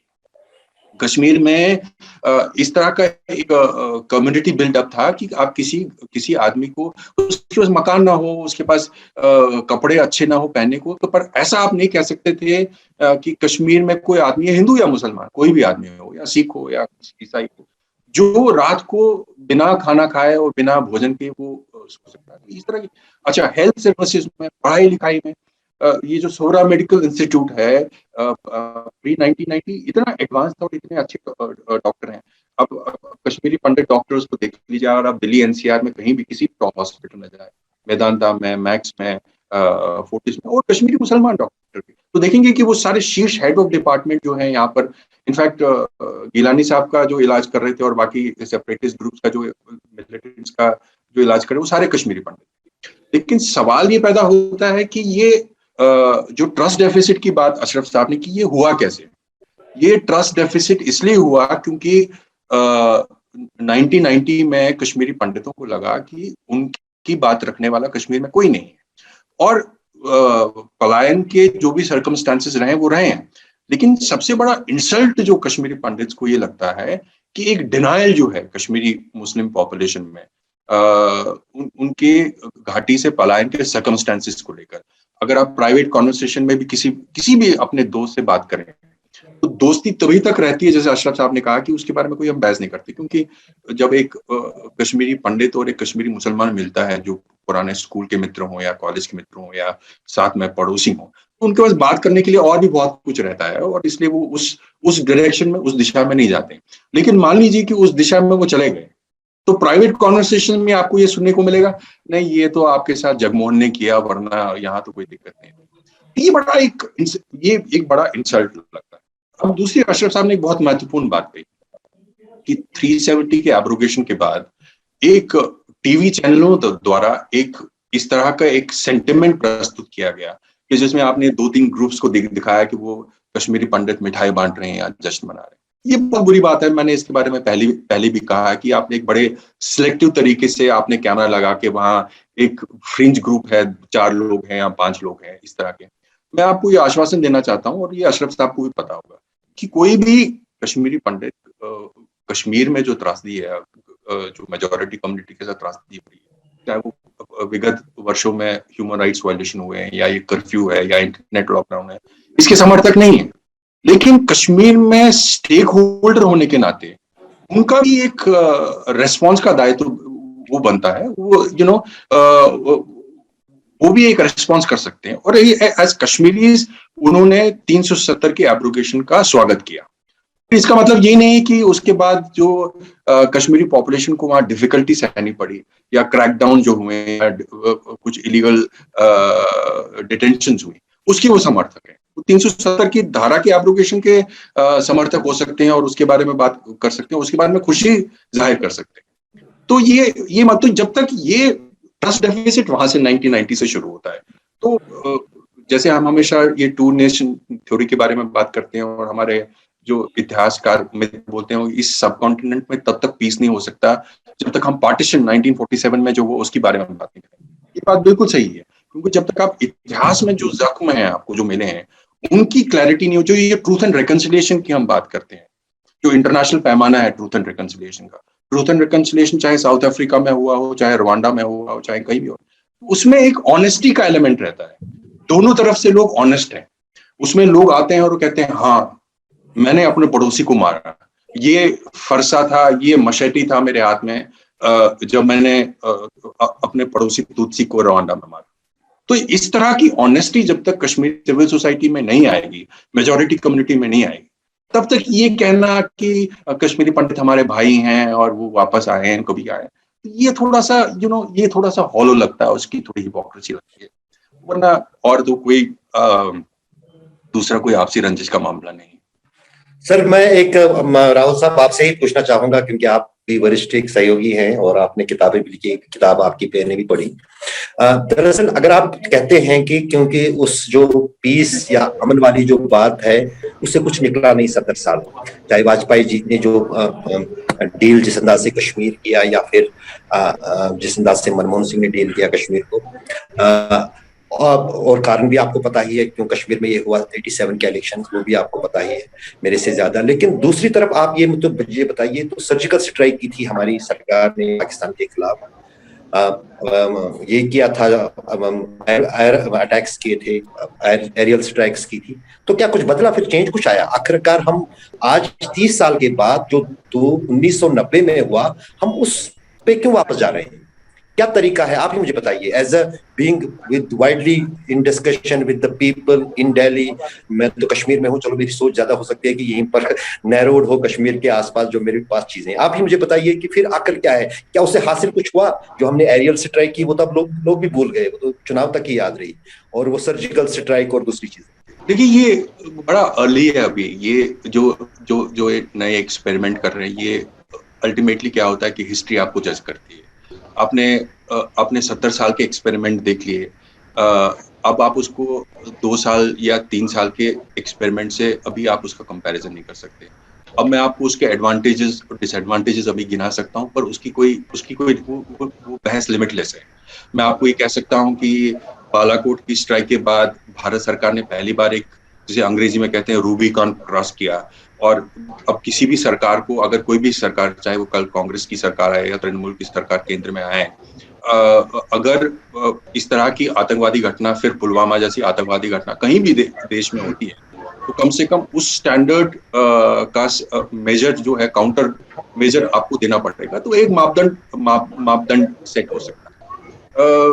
370 के एडवोकेसी में आप ये कह सकते हैं कि ये मैंने पहले भी मेरे ख्याल से सौरभ के शो में भी हमारी बड़ी विस्तृत बात हुई कि एक स्किज़ोफ्रेनिया जो कश्मीरी सोसाइटी में मेन स्ट्रीम पॉलिटिकल लीडर्स ने खड़ा किया 70 साल कि आप दिल्ली जाकर जब आपको प्लानिंग कमीशन से पैसा लेना है, उस एक अलग, एक मुख्तलिफ भाषा का आप इस्तेमाल करते हैं, और उसी टाइम जब आप कश्मीर जाते हैं तो उस अलग भाषा का इस्तेमाल करते हैं।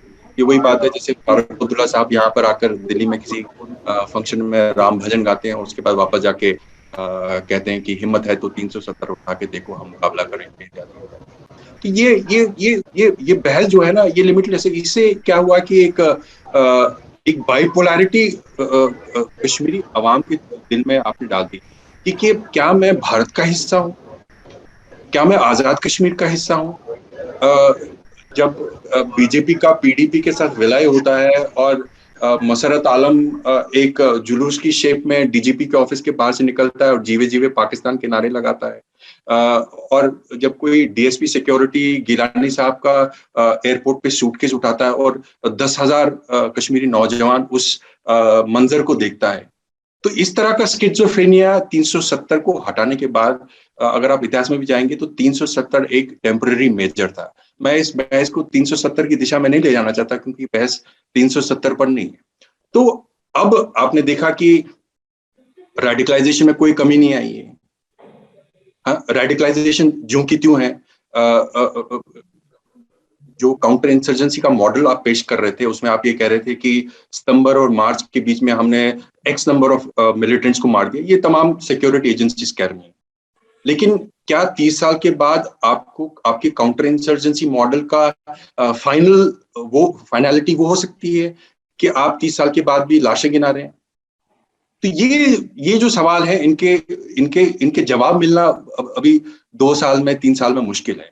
लेकिन जैसे पिछले 70 साल के सक्सेसिव गवर्नमेंट्स को हिस्ट्री ने जज किया है, मुझे यकीन है और हम सबको यकीन होना चाहिए कि इस सरकार के भी जो एक्सपेरिमेंट है कश्मीर में, उसको भी हिस्ट्री जज करेगी और आप और हम फिर इसी शो पर उसको जज करने के लिए हम दोनों यहाँ खड़े रहेंगे। आप दोनों लोगों ने इतना वक्त दिया, बहुत बहुत शुक्रिया। नेता नगरी के इस सत्र में बात होगी लखीमपुर खीरी की घटना की, जिसे अलग अलग लोगों ने अलग अलग ढंग से व्याख्यायित किया, लेकिन व्याख्याओं से तथ्य और सत्य बदल नहीं जाते हैं। गंभीर इल्जाम लगे हैं नरेंद्र मोदी की मंत्री परिषद का जो हिस्सा है, गृह राज्य मंत्री है जो मिश्रा टेनी, उनके बेटे पर समन जारी हुआ है। और जब हम ये बातचीत रिकॉर्ड कर रहे हैं तब तक उनके सपूत हाजिर नहीं हुए हैं। कहा गया दोनों तरफ से हिंसा हुई, कहा गया गाड़ी कोई और चला रहा था, और ये गाड़ी कोई और चला रहा था मैं बार बार सलमान खान वाला रूपक भी लोगों को याद आया। तो असल में लखीमपुर खीरी में हुआ क्या था? मंत्री ने एक हफ्ते पहले किसको ठीक करने की चेतावनी दी थी? घटना वाले दिन का पूरा क्या था और फील्ड पे क्या हुआ? सौरभ हमारे रिपोर्टर ग्राउंड पर गए थे, उन्होंने क्या देखा ग्राउंड पर, और सुप्रीम कोर्ट किस तरह की टिप्पणियां हुई, यूपी पुलिस की किस तरह की जांच हो रही है, और जो अलग अलग वीडियोस आ रहे हैं उससे किस तरह की रोशनियां पड़ रही हैं इस पूरे मामले पर, इसमें बात करेंगे। बातचीत में हमारे साथ जुड़ रहे हैं दो खास मेहमान, वरिष्ठ पत्रकार राजदीप सरदेसाई, बहुत बहुत स्वागत है आपका। दूसरे लखनऊ से जुड़ रहे हैं हमारे साथ हमारे संवाददाता सौरभ। सौरभ, मैं पहली टिप्पणी आपसे चाहता हूं। आपने जमीन पर जो देखा, भाजपा के समर्थकों की किसानों की पिटाई से मौत हुई, और उससे पहले जो गाड़ियां चला रहे थे कथित तौर पर मंत्री के पुत्र और समर्थक, जिससे कुचला गया किसानों को। पहले किसानों को कुचला गया, उसके बाद आक्रोशित किसानों ने पीट पीट कर मार डाला ड्राइवर को और भाजपा समर्थकों को, एक पत्रकार की भी मृत्यु हुई। आप लोग जब वहां पर पहुंचे, आपने जब प्रत्यक्षदर्शियों से बात की दोनों ही पक्षों के, तो उन्होंने क्या कहानियां सुनाई? पर दोनों ही पक्षों के अपने अपने दावे हैं। सबसे पहले हम लखनऊ से लखीमपुर के लिए निकले और तिकुनिया, जहां पर लोग किसान इकट्ठा हुए थे, जहां पर डिप्टी सीएम केशव मौर्य का हेलीकॉप्टर उतरना था। फिर वहां से करीब 2-3 किलोमीटर पास में ही बनमीरपुर गांव है, मंत्री अजय मिश्रा टेनी का। वहां पर हर साल उनका दंगल कार्यक्रम होता है 2 अक्टूबर को, और 2 अक्टूबर को इस बार नहीं हुआ, 3 अक्टूबर को कार्यक्रम था। तो वहां डिप्टी सीएम को पहुंचना था और इसीलिए किसान वहां इकट्ठा हुए थे विरोध करने के लिए दिन में। बाद में रूट चेंज हो जाता है और रूट चेंज हो जाने के बाद किसान, जैसा किसानों का दावा है उस समय का, कि हम इकट्ठा हुए थे, विरोध करने के लिए हुए थे, और रूट प्लान चेंज हो जाता है। तो करीब 2:30-3 बजे के अल्ले पल्ले हम वापसी की तैयारी कर रहे थे कि कार्यक्रम अब जब डिप्टी सीएम को यहाँ से आना ही नहीं है, हमें उनका विरोध करना था, हमें उन्हें काले झंडे दिखाने थे। तो अब जब कार्यक्रम हमारा जो हम करने आए थे वो नहीं पूरा हो रहा है, तो हम वापसी की तैयारी कर रहे थे। किसानों का दावा है कि उसी बीच करीब 3 गाड़ियां, पहले थार जीप, फिर फॉर्च्यूनर और उसके बाद स्कॉर्पियो, उसमें लोग आते हैं भीड़ के बीच, क्योंकि गांव की आप सड़कें जानते हैं सिंगल रोड होती है, दोनों तरफ लोग खड़े थे, किसान खड़े थे, जो प्रोटेस्टर्स थे वो खड़े थे। उनके बीच से गाड़ी गुजरती है, एकदम से स्पीड पकड़ती है और अंत में जो वीडियो वायरल हुआ है, जैसा कि दिख रहा है कि जीप कुछ लोगों को कुचलते हुए निकल जाती है।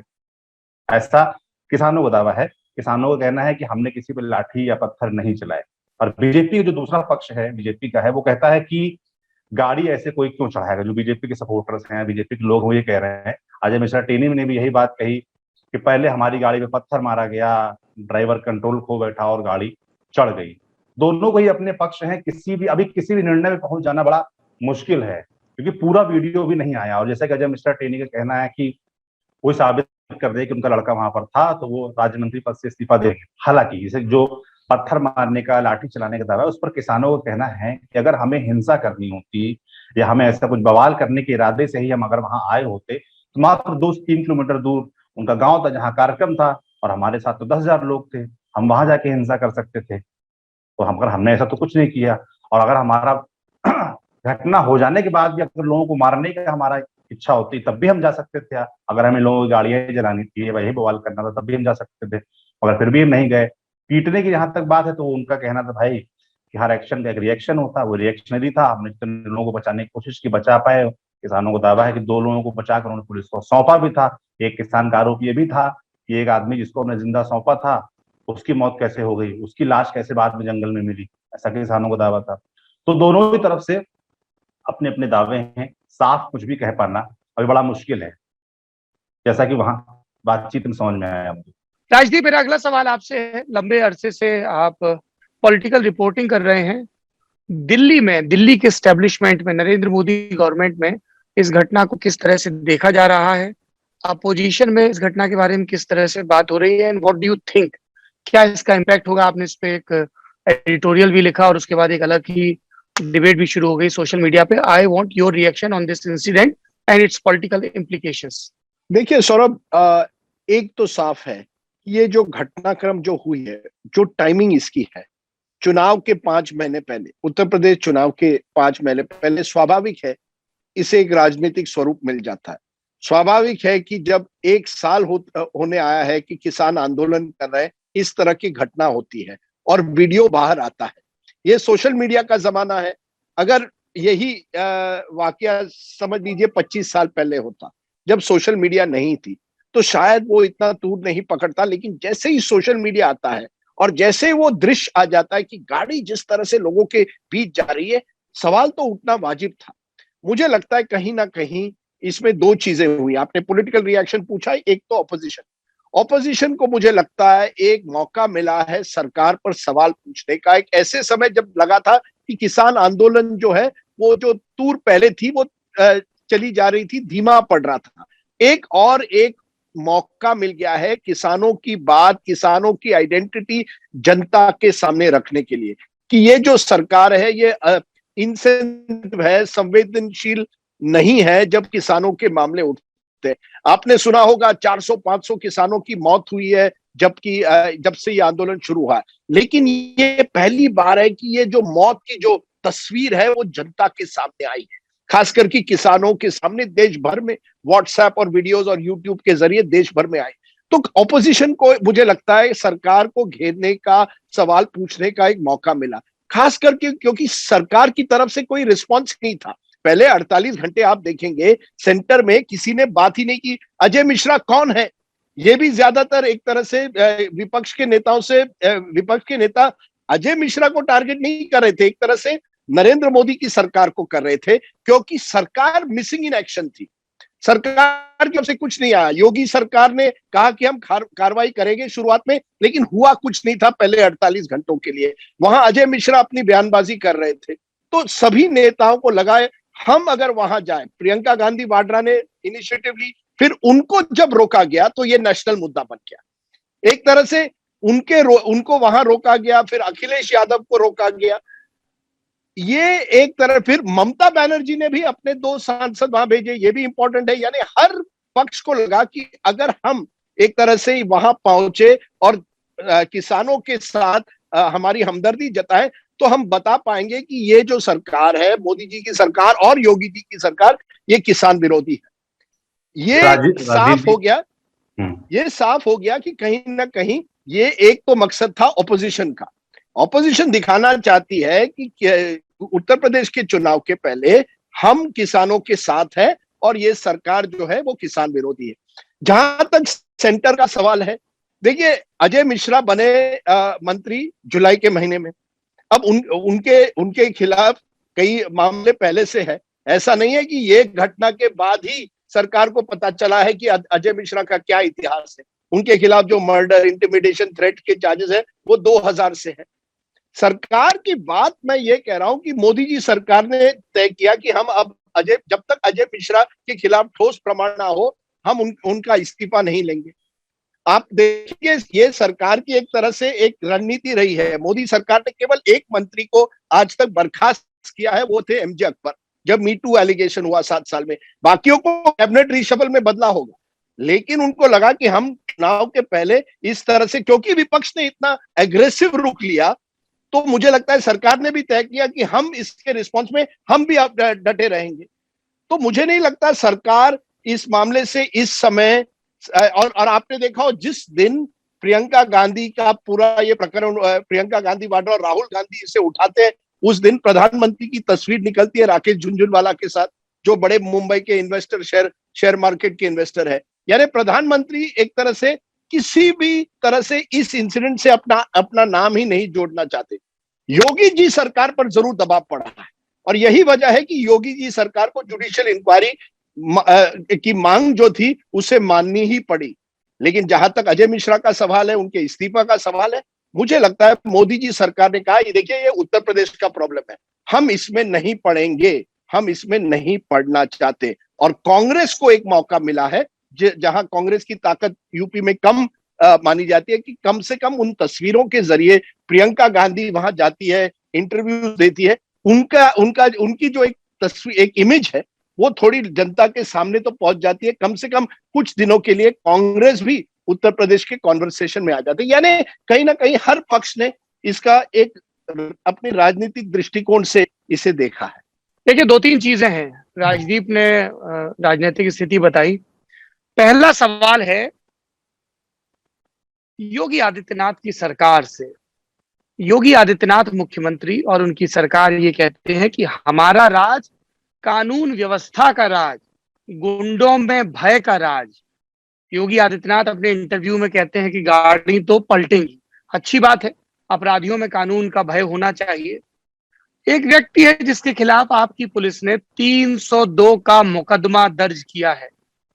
बयान दे रही है आईजी आके, दबिश दी जा रही है, खबरें आ रही हैं शायद नेपाल चला गया, फिर खबरें आती हैं वकीलों से संपर्क किया जा रहा है, कोर्ट में सरेंडर किया जाएगा। तो मुस्तैद उत्तर प्रदेश पुलिस की मुस्तैदी इस मामले में कहां दिख रही है? क्या मंत्री के फोन को सर्विलांस पे लगाया गया? क्या मंत्री को बुला के पूछताछ की गई? या जैसा लोग ट्विटर पे लिख रहे हैं कि स्टैंडर्ड प्रैक्टिस होती है पुलिस की, कोई 302 का मुजरिम फरार है तो परिवार को थाने में बिठा लो, दबाव पड़ता है। तो दबाव की जो तमाम टेक्निक है जिनका उत्तर प्रदेश पुलिस अब तक इस्तेमाल करती रही है, वो टेक्निक कहाँ है, पहली बात। दूसरी बात, हरीश साल्वे को वकील तय किया, कोर्ट में उन्होंने कहा गन शॉट इंजरी नहीं है, चलिए ये जांच का विषय है ना। और इसमें कोर्ट ने क्या कहा, क्या सिर्फ इस बिना पर आप हत्यारोपी को गिरफ्तार नहीं करेंगे या उसकी जांच नहीं करेंगे या जांच में तेजी नहीं लाएंगे? तो पहला सवाल तो सरकार के इकबाल का है। दूसरा सवाल यहाँ पर यह है कि जब अजय मिश्रा टेनी मंत्री बने थे तब भी यूपी की पॉलिटिक्स में तमाम जो मोहरे थे वो इधर से उधर हुए थे, क्योंकि ब्राह्मण कोटे से दावेदार खूब थे और कईयों को लग रहा है कि अगर अजय मिश्रा की रुखसती होगी तो शायद उनका नंबर लगे, क्योंकि उत्तर प्रदेश में चुनाव है। सरकार को लग रहा है कि अजय मिश्रा का इस्तीफा लेंगे तो वो बैकफुट पर दिखेंगे, वो प्रकट रूप से ये एडमिट करना होगा कि हाँ हम गलत थे, तो वो भी वो रस्साकशी में है। ये पॉइंट नंबर 3 है। पॉइंट नंबर 4 एक और है, किसान मरे, फिर गुस्साए किसानों ने लोगों को मारा। दोनों ही घटनाएं अपराध हैं और दोनों ही घटनाओं में सख्त कार्रवाई होनी चाहिए। लेकिन एक चीज पे कई लोगों की नजर गई और दुरुस्त गई कि लग रहा था मामला लंबा खिंचेगा, लेकिन 24 घंटे के भीतर जिस तरह से तमाम नेताओं को एयरपोर्ट और दिल्ली के यूपी के बॉर्डर पर रोका गया और राकेश टिकैत की गाड़ी को जिस तरह से तमाम रास्तों में पड़ने वाले डीएम और एसपी ने एस्कॉर्ट करके सेफ पैसेज दिया, उनको पहुंचने दिया गया, उनको मैंडेट दिया गया। मुख्यमंत्री ऑफिस सूत्रों के मुताबिक उनकी बात हुई, सीधे बात हुई, उसमें कई लोगों ने इनको ये आश्वासन दिया कि आप डील करवाइए, फॉर्मूला निकालिए, मध्यस्थता करवाइए, ताकि ये आंदोलन हिंसक ना हो, शव रख के लंबे समय तक प्रदर्शन ना हो और एक बीच का रास्ता निकले। फिर यहाँ से इनके ट्रबल शूटर जाते हैं, Prashant Kumar ADG law and order, बाकायदा हम सब ने देखा वो प्रेस कॉन्फ्रेंस होती है। टिकैत लगातार वो बयान भी देते हैं, देखिए आप इसकी डाइकोटरी देखिए, एक तरफ टिकैत सरकार और आंदोलनरत किसानों के बीच मध्यस्थता का काम करते हैं और बयान देते हैं कि वो लकड़ी चोर टैनी उसको हटाया जाना चाहिए। तो दोनों ही चीजें हो रही, क्योंकि टिकैत को अपनी राजनीतिक पूंजी भी बचानी है, लेकिन ये भी कहा गया कि स्ट्रिक्टली इसको कर दिया गया। और एक बार जब देखिए, ये लॉ एंड ऑर्डर की पहली शर्त होती है, पुलिस वालों को हिदायत होती है कभी भी पीड़ित परिवार को शव के साथ प्रदर्शन की नौबत तक ना आने दिया जाए। सड़क पे एक्सीडेंट होता है, गांव के लोग, परिवार के लोग तुरंत सड़क पे शव रख के प्रदर्शन करने लगते हैं, जैम लगने लगता है, खबर बनने लगती है। तो उनकी पहली प्राथमिकता होती है घटनास्थल से शव उठे, पोस्टमार्टम हाउस जाए और उसके बाद पीड़ित को शव सौंप के और जल्दी से जल्दी उसका अंतिम संस्कार हो। कानपुर की घटना हो, उसके पहले घटना हो, हाथरस में उसी जल्दबाजी में इन्होंने एक आपराधिक लापरवाही की और परिवार की सम्मति के बिना शवदाह कर दिया। तो उस मामले में कई लोगों ने कहा कि योगी सरकार ने क्राइसिस मैनेजमेंट अपेक्षाकृत जो बाकियों का अंदाजा था कि हम पहुंचेंगे, विपक्षी लोग पहुंचेंगे, उसके मुकाबले थोड़ा स्विफ्टली कर लिया और इसके लिए झुके भी, उन्होंने मुआवजे का भी ऐलान किया। तो ये एक चौथा बिंदु है जिस पर विचार किया जाना चाहिए। पांचवा बिंदु इसमें ये है कि क्या एक जो बीजेपी में भी एक इनर रस्साकशी है, क्योंकि केशव मौर्य का ये कार्यक्रम था। केशव मौर्य डेप्टी सीएम है, डेप्टी सीएम और सीएम के बीच संबंध कैसे हैं उसमें अलग से व्याख्यान देने की आवश्यकता नहीं है। उत्तर प्रदेश का जरा भी सक्रिय राजनीतिक परिंदा घूम फिर के ये बात जान भी लेता है, देख भी लेता है, सबको पता है। और छठवीं बात, जो भाजपा के लोग कह रहे हैं कि देखो भैया पता तो सबको सब है, लेकिन आप ये देखो कि हमने जल्दी से क्राइसिस मैनेज कर ली, तो अब रणनीति के तहत एक एक करके वीडियो लीक हो रहे हैं और मैंडेट को, जनमानस को प्रभावित करने की कोशिश हो रही है। लेकिन जो राजदीप ने कहा और सत्य है, आज से 20 साल 30 साल पहले इस देश में जब वीडियो कैमरे इतने सर्वसुलभ नहीं थे, बड़ी बड़ी घटनाएं हो जाती थी, 2-2 3-3 दिन बाद खबर लगती थी। तो मैं चाहता हूं कि इन बिंदुओं पर भी विचार हो।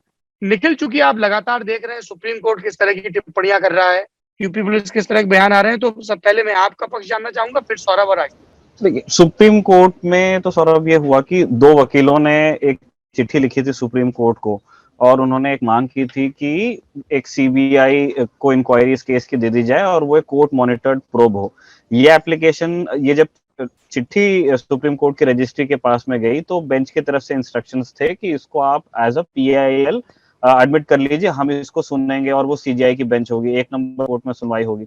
लेकिन कुछ मिसकम्युनिकेशन हुआ और ये बात बाहर आ गई कि ये सुओ मोटो है एक दिन पहले। अब सुओ मोटो जब किसी चीज का कॉग्निजेंस लिया जाता है तो आप इस तरह से उसको इन्फर करते हैं कि बिल्कुल बिल्कुल सुप्रीम कोर्ट इसमें इंटरेस्ट ले रही है, या जो बेंच के जो जज साहिबान हैं उन्हें ये चीज अफेक्ट करने लगी है और अब उसमें वो इंटरवीन करेंगे, तब आपको मतलब जो आप क्राइसिस मैनेजमेंट की बात कर रहे थे, तब आपको उत्तर प्रदेश का जो प्रशासनिक मैनेजमेंट है वो देखना चालू होता है। पॉलिटिकल मैनेजमेंट पे तो आपकी टिप्पणी ठीक थी, उसके बाद जाके आईजी लखनऊ मतलब प्रेस से बात करते हुए दिख रही हैं, वो बता रही हैं कि दबिश दे रही हैं, हमने 2 लोगों को उठाया, उन्होंने 3 लोगों का नाम बताया जिसमें से 3 लोग तो मर चुके थे। इस तरह की बातें हुई और आप समन फिर भी वो सम्मन चिपकाने तक के ही जा पाए। बाद में फिर सुप्रीम कोर्ट ने इस बात को क्लियर किया कि हम चाह रहे थे कि एज टीआईएल फाइल हो, लेकिन कोई बात नहीं, आपने इसको सो मोटो की तरह किया है, हम इसकी हियरिंग शुरू करते हैं, लेकिन ये हम सुनेंगे पीआईएल की तरह। उन 2 वकीलों को फिर बुलाया गया कि आप अपने अपने रिप्रेजेंटेशंस दीजिए। कोर्ट की सुनवाई थोड़ी देर के लिए रुकी और फिर क्योंकि वो पहला दिन था, उस दिन नोटिस इशू हुए और फिर उसमें कोर्ट ने कहा कि क्योंकि 8 लोगों की डेथ हुई है दोनों पक्षों से, इतना ट्रैजिक इंसिडेंट है, तो गवर्नमेंट ऑफ यूपी को एक स्टेटस रिपोर्ट हमको देनी पड़ेगी और उसमें आपको बताना पड़ेगा कि ये जो इतना बड़ा कांड हुआ है उसमें आपकी क्या कार्रवाई रही है, कितने लोगों को आपने अरेस्ट किया है। अब उसके बाद से फिर ढूंढना चालू है कि अजय मिश्रा कहाँ है, अजय मिश्रा कहाँ है, माफ कीजिए उनके बेटे मोनू मिश्रा कहाँ है, मोनू मिश्रा कहाँ है।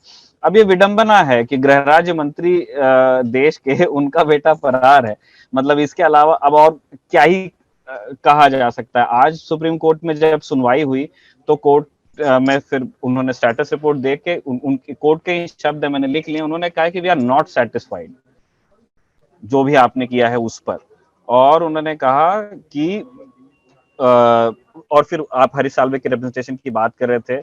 हरीश साल्वे जिस भी केस में जहां भी पहुंचते हैं उसमें समझने में बहुत ज्यादा दिमाग लगाने की जरूरत पड़ती नहीं है कि वो कहां से, मतलब वो कहते हैं ना कौन चला रहा है उस खिलौने को, ठीक है। तो हरीश साल्वे पहुंचने से वो बहुत सारे डाउट लोगों के वैसे ही क्लियर हो जाते हैं कि अब आगे क्या होने वाला है। अच्छा निखिल, मेरे ख्याल से हरीश साल्वे का नाम पंडोरा पेपर्स में भी आया है। वो डाइग्रेस हो जाएगा, अभी हम इसी में बात करते हैं क्योंकि अभी फिर वो बात विषयांतर होता है ना, वो अलग बात है, वो ठीक है।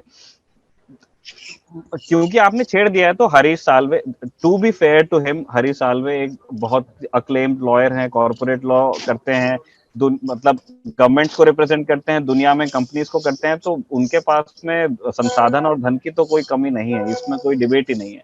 अब वो उसको कैसे इन्वेस्ट करते हैं उसको लेके वो एक अखबार का इन्वेस्टिगेशन है, उस पर मैं नहीं कहूँगा। तो अब हरीश साल्वे का जो रिप्रेजेंटेशन है उसमें वो कह रहे हैं कि गनशॉट इंजरी नहीं है, ये ठीक है, अब उन्होंने कोर्ट में अपनी बात रख ली, लेकिन इस बात ये कोई पॉइंट नहीं है ना। आपके एफआईआर के अंदर क्या लिखा हुआ है, जो तहरीर है उसके अंदर तो लिखा हुआ है कि 22 सीट पे बैठे हुए थे और वहां से असला चलाते हुए गए। पुलिस का काम है कि उनको पकड़े, उनको उनके साथ में पूछताछ करे और फिर वो कोरैबोरेट करे कि भाई तहरीर जो दी गई थी उस हिसाब से मामला बन रहा है नहीं बन रहा है, चालान पेश करे कोर्ट में। और यहाँ ये मतलब वो चावल और हल्दी लेकर के घूम रहे हैं, उनके दरवाजे पे डाल के आए हैं कि नहीं साहिब आएंगे तो बताइएगा, हम थोड़ा सा मिल लेंगे। आप सौरभ आज का ट्विटर आप फॉलो करते तो एक एडीजी रैंक के अधिकारी वहां लखीमपुर में कैंप किए हुए थे कि ये मोनू मिश्रा आएंगे स्वागत के लिए। नॉर्मली ऐसे केस में, मैं बिल्कुल डिसरिस्पेक्ट नहीं कर रहा हूँ, नॉर्मली ऐसे केस में एसआई रैंक का अधिकारी घसीटते हुए ले जाता है घर से या जहां भी आप मिलते हैं। तो अब इतने सीनियर अधिकारी को वहां पे होने की काहे के लिए जरूरत पड़ रही है?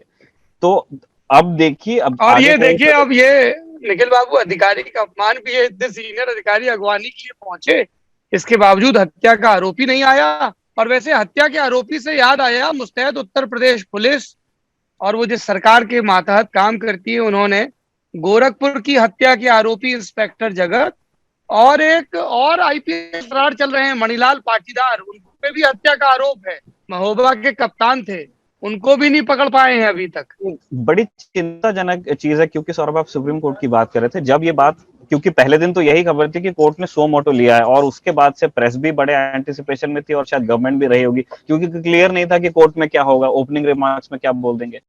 तब फिर प्रेस दौड़ने लगी पुलिस के पीछे कि आप लोग क्या कर रहे हैं। तो एक रिपोर्टर से मतलब आईजी लखनऊ ये कह रहे हैं कि आप मुझे दे दीजिए एविडेंस ना, आप मेरी मदद कीजिए। अब ये किस तरह की बात है? रिपोर्टर का काम क्या है? रिपोर्टर का काम ये है कि भाई एविडेंस इनको मिला या नहीं मिला वो अपनी खबर चलाएगा, आप मतलब उल्टा उसको कोच कर रहे हैं। नित्यानंद राय को मैं आपको कहूं, मैंने प्रशांत कुमार का इंटरव्यू किया जो एडीजी है, और बार बार मैंने जब सवाल पूछा आखिर में वो गुस्से में आ गए, उन्होंने अपने किसी, इसीलिए मैं इंटरव्यू नहीं देता। अब उनका कहना था, देखिए हम अप्रोप्रिएट टाइम पर कार्रवाई करते हैं। अभी हमारा दायित्व है लॉ एंड ऑर्डर रखना लखीमपुर खीरी में, बाद में आप देखेंगे हम कार्रवाई करेंगे। लेकिन सवाल है जब एफआईआर 302, 303, 306, 307 पर आता है तो आपको तो आपका दायित्व है क्वेश्चनिंग के लिए तो लाइए। सवाल ये उठता है कि अगर आशीष मिश्रा जो बेटा है उसको आप क्वेश्चनिंग के लिए क्यों नहीं लाए। यही बात मुझे मदन लोकुर जो सुप्रीम कोर्ट के चीफ के जज रहे हैं उनका कहना था कि उनको आश्चर्य हो रहा है कि इतने दिनों में क्यों पुलिस ने उस व्यक्ति को क्वेश्चनिंग के लिए नहीं लाया, क्योंकि पहला वीडियो जो निकला था वो रविवार को निकला था, उसके बाद बाकी वीडियो निकले, यानी पहले 3-4 दिन आपने कोई ठोस कार्रवाई उन व्यक्तियों के खिलाफ नहीं की जिनका नाम एफआईआर में प्रमुख आरोपी की तरह है, जिसमें से एक मंत्री जी का बेटा है। तो विपक्ष के 2 मांग हुआ करते थे तब, एक कि अजय मिश्रा इस्तीफा दे। अब ये तो नरेंद्र मोदी जी ही तय कर सकते हैं कि किस मंत्री को क्या इस्तीफा देना है, लेकिन उनके बेटे के खिलाफ क्वेश्चनिंग क्यों नहीं हो रही है, ये तो मामला लखीमपुर खीरी और उत्तर प्रदेश पुलिस का है। तो ये जो बड़ी बात है, इस वजह से विपक्ष को एक मौका मिल गया, मुझे लगता है इस पूरे मामले को एक तरह से राजनीतिक बनाना और सवाल उठाना कि जवाबदेही किसकी। मंत्री जी कहते हैं मेरा बेटा वहां नहीं है, मंत्री जी तो चले जाते हैं नॉर्थ ब्लॉक में। और बिल्कुल सही कहा निखिल ने, मैं ये सवाल पूछता हूं, आपने जब अजय मिश्रा को अपने ब्राह्मण कोटे से जो आप कह रहे हैं मंत्री बनाया, आप जानते थे उनके खिलाफ क्या एलिगेशन है, लेकिन फिर भी आप गृह मंत्रालय में एमओएस बनाते हैं। यानी बड़े बड़े आईपीएस ऑफिसर एक ऐसे व्यक्ति के सामने आते हैं जिनके खिलाफ ये आरोप है। इसलिए मैं तो मेरा नया जो स्ट्रेट बैट वीडियो ब्लॉग यही कर रहा हूं, लखीमपुर इक्वल्स मिर्जापुर, जो अमेज़न सीरीज में मुन्ना और अखंड त्रिपाठी की बात चलती है, जिसका रोल बड़ी अच्छी तरह से आपके दोस्त पंकज त्रिपाठी ने निभाया है सौरभ जी। अब यही तो हो रहा है मिश्रा जी और मिश्रा जूनियर और सीनियर के बीच।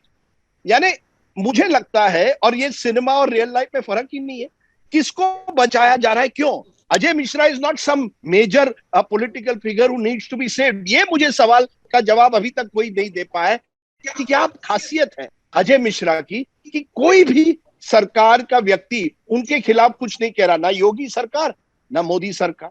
ये इसका जब तक जवाब ना मिले जी राजदीप जी, इसका जवाब ये है कि कोई और वक्त होता तो अब तक राजनीतिक बल ले ली जाती, लेकिन चुनाव है और गलती से भी गलती करते नजर ना आ जाए, ये एक बड़ी चीज है। और जब हम और आप शुक्रवार की दोपहर को ये नेता रिकॉर्ड कर रहे हैं, तब सुप्रीम कोर्ट लगातार इस मामले पे टिप्पणियां कर रहा है।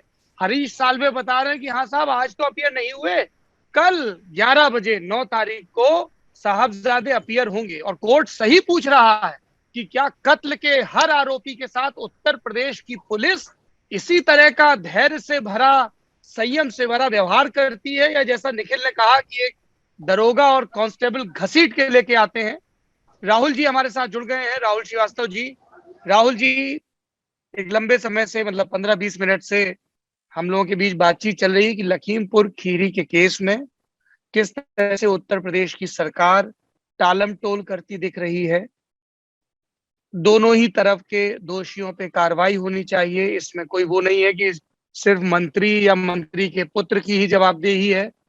ड्राइवर भी मरा है, भाजपा समर्थक भी मरे हैं, उनको भी जिन्होंने पीटा है उनके खिलाफ भी एविडेंस जुटाए जाए, उनकी भी गिरफ्तारी हो, उनको भी सजा हो।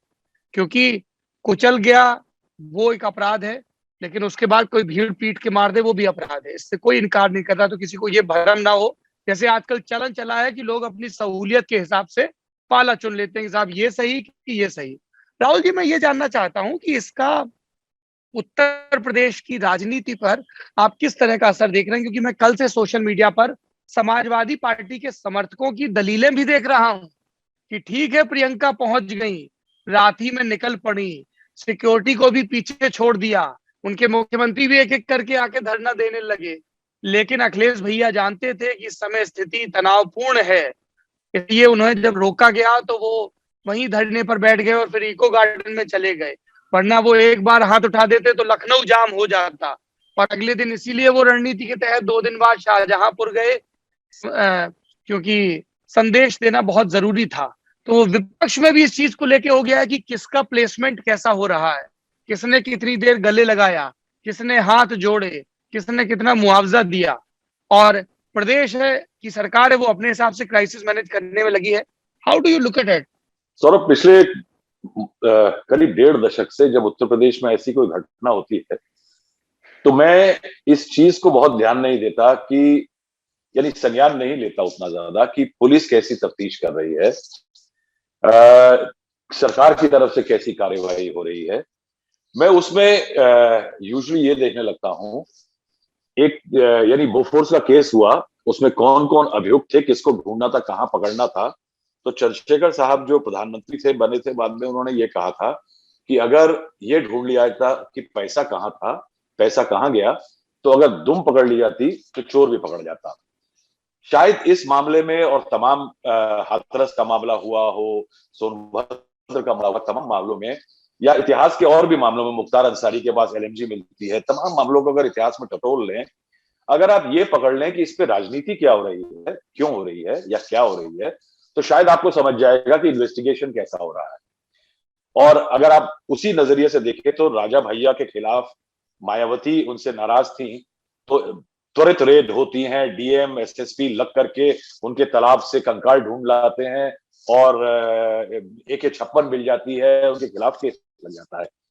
ये बेसिकली क्या है कि ये सब पॉलिटिकल से, ये जो इस धंधे में आए हुए हैं राजनीति में, ये दार्शनिक नहीं है जो कि अगली सदी देख रहे हैं या अगला चुनाव देख रहे हैं।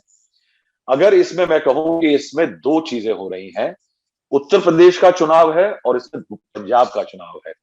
देखिए, पहला जो आपने कहा कि कांग्रेस समाजवादी पार्टी जो कर रही है वो क्यों कर रही है, जो ट्विटर वगैरह पे तमाम बातें आ रही है। देखिए साहब, ये पहला हादसा नहीं है जहां पे आपने देखा होगा कि समाजवादी पार्टी ने पहल नहीं ली और कांग्रेस पहल लेती है और उसके बाद समाजवादी पार्टी एक फॉलो अप एक्शन की तरह आती है। और मैं ये कहूंगा सौरभ कि ये डिले नहीं है, ये डेलिबरेट है।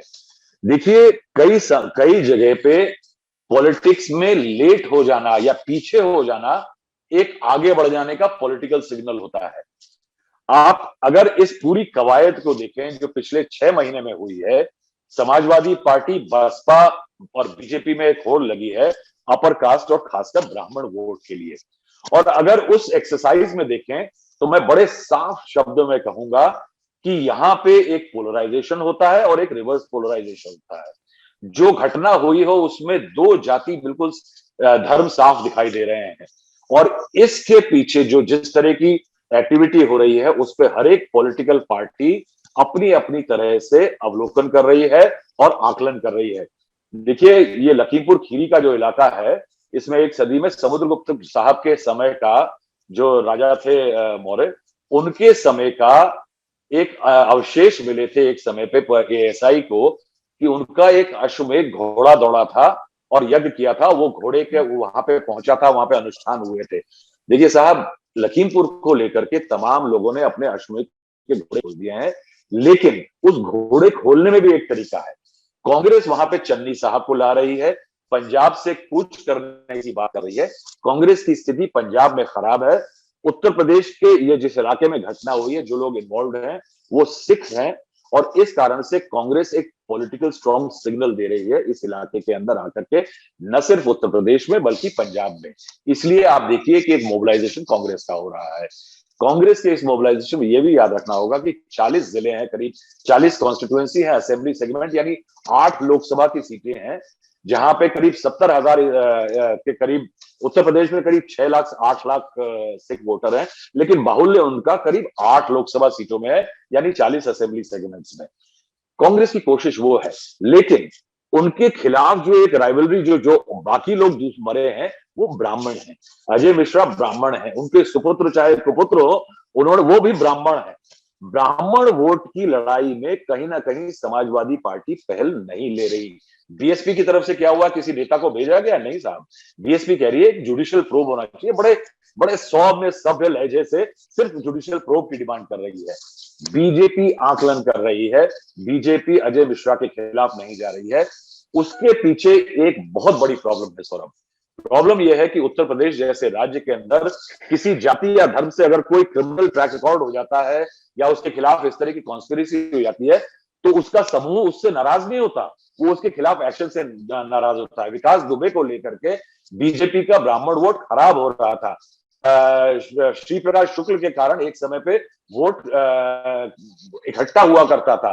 ब्रजेश सिंह नाम के व्यक्ति के कारण ईस्टर्न यूपी में वोट जोड़ा जाता था। मुख्तार अंसारी के नाम पे मुस्लिम समुदाय में वोट जोड़ा जाता है, टूटता नहीं है।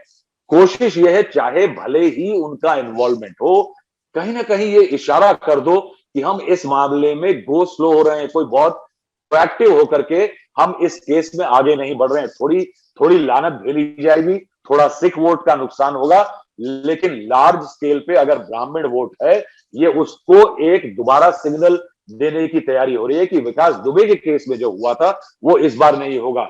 वही बीएसपी कर रही है, वही समाजवादी पार्टी एक कदम पीछे हटके चलते में कर रही है। कांग्रेस की प्रॉब्लम क्या है कि कांग्रेस जो है, आप हाथरस में देखिए, जिस तरह से हाथरस में प्रियंका गांधी ने पहल करी, कांग्रेस ने पहल करी, समाजवादी पार्टी ने नहीं करी। क्यों? क्योंकि समाजवादी पार्टी का जो दलित वोट जो है, एससी का वोट, वो उत्तर प्रदेश में मिलना लगभग 0 के बराबर है। वो उस वोट के लिए क्यों लड़े, जबकि उसको उम्मीद है कि ठाकुर वोट, जहां पे दूसरी साइड के लोग जो अभियुक्त थे वो ठाकुर थे, तो वो बहुत प्रखर होकर के सामने नहीं आई। साहब क्या है कि ये लोग दार्शनिक नहीं है, मैं कह रहा हूं, ये सब राजनेता हैं, ये बुरे वक्त में भी अपना अच्छा फायदा ढूंढने की कोशिश करें। से एक छोटी बात जोड़ता हूं, क्योंकि आप हमेशा कहते हैं इतिहास जोड़िए। इसी तरह की घटना होती है 16 फरवरी, एक अलग इसी तरह की अपराधीकरण घटना होती है 16 फरवरी 2002 को। क्या होता है? नीतीश कटारा, एक लड़के को डीपी यादव के बेटे विकास यादव, मुझे लगता है उनका नाम था, उनका मर्डर होता है। और तब चुनाव, उसी समय मुझे लगता है राहुल को भी याद होगा, 2002 के चुनाव के कुछ दिनों पहले ये घटना होती है, उसी समय होती है ये घटना, और डीपी यादव के बेटे का नाम निकलता है। डीपी यादव कुछ दिनों के लिए कहीं नजर नहीं आते, और मुझे लगता है राहुल के साथ हम लोग एक बिल्डिंग में थे लखनऊ में, हम स्टूडियो में, हमारा टेरेस पर स्टूडियो था। अचानक हमें फोन आता है, मुझे फोन आता है डीपी यादव का कि मैं बात करना चाहता हूं, और डीपी यादव उस समय आ जाते हैं जहां तक सब उनको ढूंढ रहे हैं, और प्रेशर है समाजवादी पार्टी पर, तो उस समय मुझे लगता है वो समाजवादी पार्टी में थे कि उनको हटाइए पार्टी से। अब देखिए, जैसे राहुल ने कहा, उस समय डीपी यादव खुलकर आते हैं हमारे शो पर और कहते हैं अपने बेटे का बचाव करते हैं। सवाल ये उठता है कि अगर हम अपराधीकरण को भी राजनीतिक दृष्टि, और खास करके राजनीतिक दृष्टि को जाति से जोड़कर, कि कौन, अगर वो ब्राह्मण नेता है और अपराधीकरण के उन पर कोई आरोप लगता है और चुनाव आ रहे हैं, तो आप क्या कहेंगे कि उन पर हम कार्रवाई नहीं करेंगे? अगर वो यादव नेता है और सिंह यादव की सरकार है, हम उनके खिलाफ कार्रवाई नहीं करेंगे? ये क्या मतलब क्या है? इसका मैसेज क्या आप दे रहे हैं? मैं समझता हूं कि अगर इसी तरह की राजनीति अगर होती है, तो फिर हमें संविधान की जरूरत ही नहीं है इस देश में। तो फिर कह दीजिए कि चुनाव के समय साम दाम दंड भेद, आप जो भी अपराध करें, अगर आप सही कास्ट कॉम्बिनेशन में फिट होते हैं तो कुछ नहीं होता है। उस समय में मुलायम सिंह डीपी यादव के खिलाफ कार्रवाई नहीं करना चाहते थे। आज अगर आप कहेंगे कि योगी आदित्यनाथ की सरकार मिश्रा बेटे बाप के खिलाफ कुछ नहीं करना चाहती, नहीं राजदीप जी, इसमें एक चीज और भी है। राहुल जी ने जो कहा वो एक घिनौना सत्य है, व्यवहारिकता कह लीजिए जिसको, राजनीति की। उन्होंने कहा सब लोग हर नुकसान में अपना फायदा देखते हैं, लेकिन ये समाज को भी सोचना होगा कि अगर ब्राह्मणों को अपना हीरो विकास दुबे नाम का हत्यारा लगता है, यदि ठाकुरों को अपना हीरो ब्रजेश सिंह नाम का गुंडा लगता है, अगर मुसलमानों को अपना हीरो मुख्तार अंसारी और अतीक अहमद में नजर आता है, तो उनको भी ये चिंता करनी होगी, और भाजपा सरकार को भी ये चिंता करनी होगी कि मैनेजमेंट के खेल में है ना, क्योंकि कोई मेरी बात तो पूरी हो जाए। एक मिनट, नहीं, आप जनता को दोष मत दीजिए। आप जनता को क्यों दोष देते हैं? उम्मीदवार किसने रखा है? पार्टी ने रखा है ना। किसने मंत्री बनाया अजय मिश्रा को? जनता ने तो नहीं बनाया ना। पूरी बात सुनिए आप। देखिए, मेरा ये कहना है कि जो राहुल बता रहे थे कि सरकारें इस चीज का दबाव लेती हैं, राजनीतिक दल इस चीज का दबाव लेते हैं कि अरे साहब, जैसे इन्होंने कहा कि विकास दुबे की हत्या, मैं इस बात से पूरी तरह सहमत हूं कि विकास दुबे की हत्या हो, एनकाउंटर, जो उसको जो कुछ भी करे है ना, उस पर न्यायिक जांच और क्लीन चिट सब कुछ, लेकिन सरकार तो अपने अपने पक्ष रख रही है।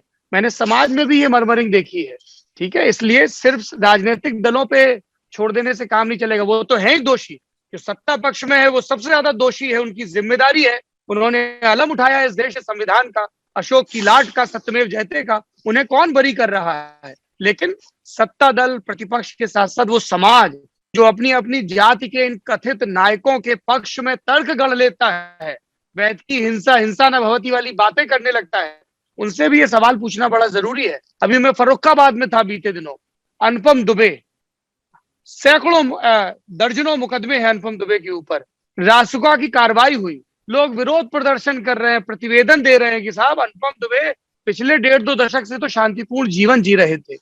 अगर शांतिपूर्ण जीवन जी रहे थे, नॉन अवेलेबल वारंट में एक अपराधी प्रस्तुत नहीं होता है, विधानसभा का चुनाव लड़ लेता है, कैसे ये हो रहा है? अब उसमें कोई अपना ब्राह्मण हित देखे, कोई ब्रजेश सिंह और तमाम ऐसे ही बाहुबलियों में, गुंडों में, अपराधियों में अपने ठाकुर हित देखे, तो ये राजनीतिक दलों के साथ साथ समाज को भी सोचना चाहिए। कोई आपकी जात का है सिर्फ इसलिए नायक नहीं हो सकता आपका।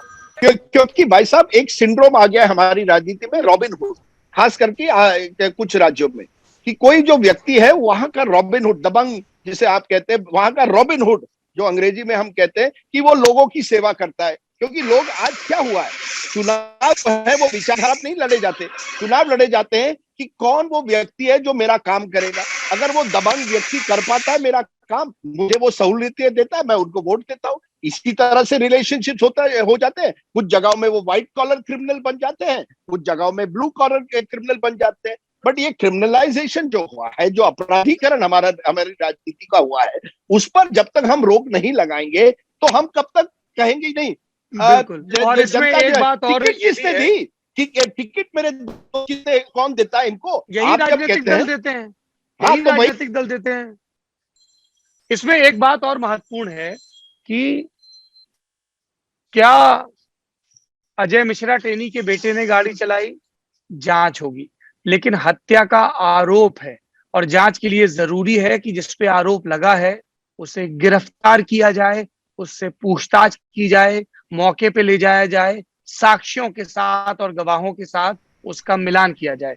समय की कमी है, मैं सौरभ और राहुल जी की एक एक टिप्पणी चाहूंगा। सौरभ, मैं ये जानना चाहता हूं कि लखनऊ के पॉलिटिकल सर्कल्स में लखीमपुर खीरी की घटना और उसके बाद सत्ता और प्रतिपक्ष के नेताओं की जो बयान आए, जो गतिविधियां हुई, उस पर क्या चर्चा चल रही है लखनऊ में?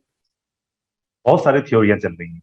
पहली थ्योरी तो ये कि किस तरीके से योगी जो सीएम है यहाँ के, वो गोरखपुर में थे, तुरंत लौट कर आते हैं, और जो जिस तरीके से हमने क्राइसिस मैनेजमेंट, खराब क्राइसिस मैनेजमेंट देखा है पहले के कई घटनाओं में, चाहे वो मनीष गुप्ता की घटना हो, चाहे उससे पहले हाथरस वाली हो, विवेक तिवारी वाली लखनऊ वाली हो, तो लोग कहा गया कि उन्होंने क्राइसिस मैनेजमेंट इस बार जोर दिया। गोरखपुर से तुरंत लौटे, रात में ही पूरा मोर्चा संभाला, किस तरीके से राकेश टिकैत पहुंच, मतलब मैं फील्ड पर था, वहां माहौल ऐसा था कि राकेश टिकैत को पहुंचने नहीं दिया जा रहा है।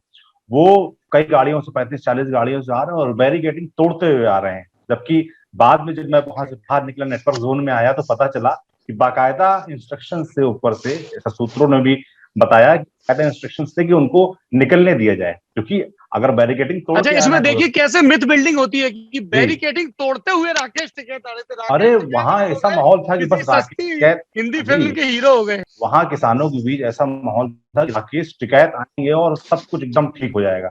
शांति से बैठे हुए थे। उनका कहना, जब भी उनसे मांग की बात करता है, आपकी मांगे क्या है, क्या चाहते हैं आप, तो कहते नहीं, नेता हमारे राकेश टिकैत हैं, वो आएंगे तब तय होगा। उससे पहले 4 राउंड की पुलिस से बातचीत हो गई, हर बार लौटा देते थे कि कुछ भी नहीं बोलेंगे, आपको कह रहे हैं हम, आप जैसी आप लिख के दे रहे हैं वैसे FIR दर्ज कर लेंगे, मगर नहीं। तो कुल मिला के पहला तो हमने ये देखा कि किस तरीके से योगी आदित्यनाथ सरकार की तरफ से कोशिश की गई कि ये मामला योगी आदित्यनाथ सरकार वर्सेस सिख या किसान मूवमेंट ना हो पाए, तो उसको किस तरीके से अजय मिश्रा वर्सेस वहां लोकल पॉलिटिक्स रहने दिया जाए, उस पर जोर दिया गया। किस तरीके से वहां पे राकेश टिकैत पहुंच जाते हैं और मामला 22 घंटों में सुलझ जाता। मतलब मैं अगले दिन जब वहां पहुंचा तिकोनिया, और मैंने देखा कि किसान लौट रहे हैं, और उसके बाद मेरी राकेश टिकैत से बात हुई और राकेश टिकैत ने बताया कि ये चीजें हो गई हैं, जो हमारी मांगे थी मान ली गई हैं। उन्होंने एक बार भी योगी आदित्यनाथ सरकार पर एक भी निशाना नहीं साधा। मैंने उनसे पूछा, योगी आदित्यनाथ का ये बयान है, वो कह रहे हैं शांति और ये वो,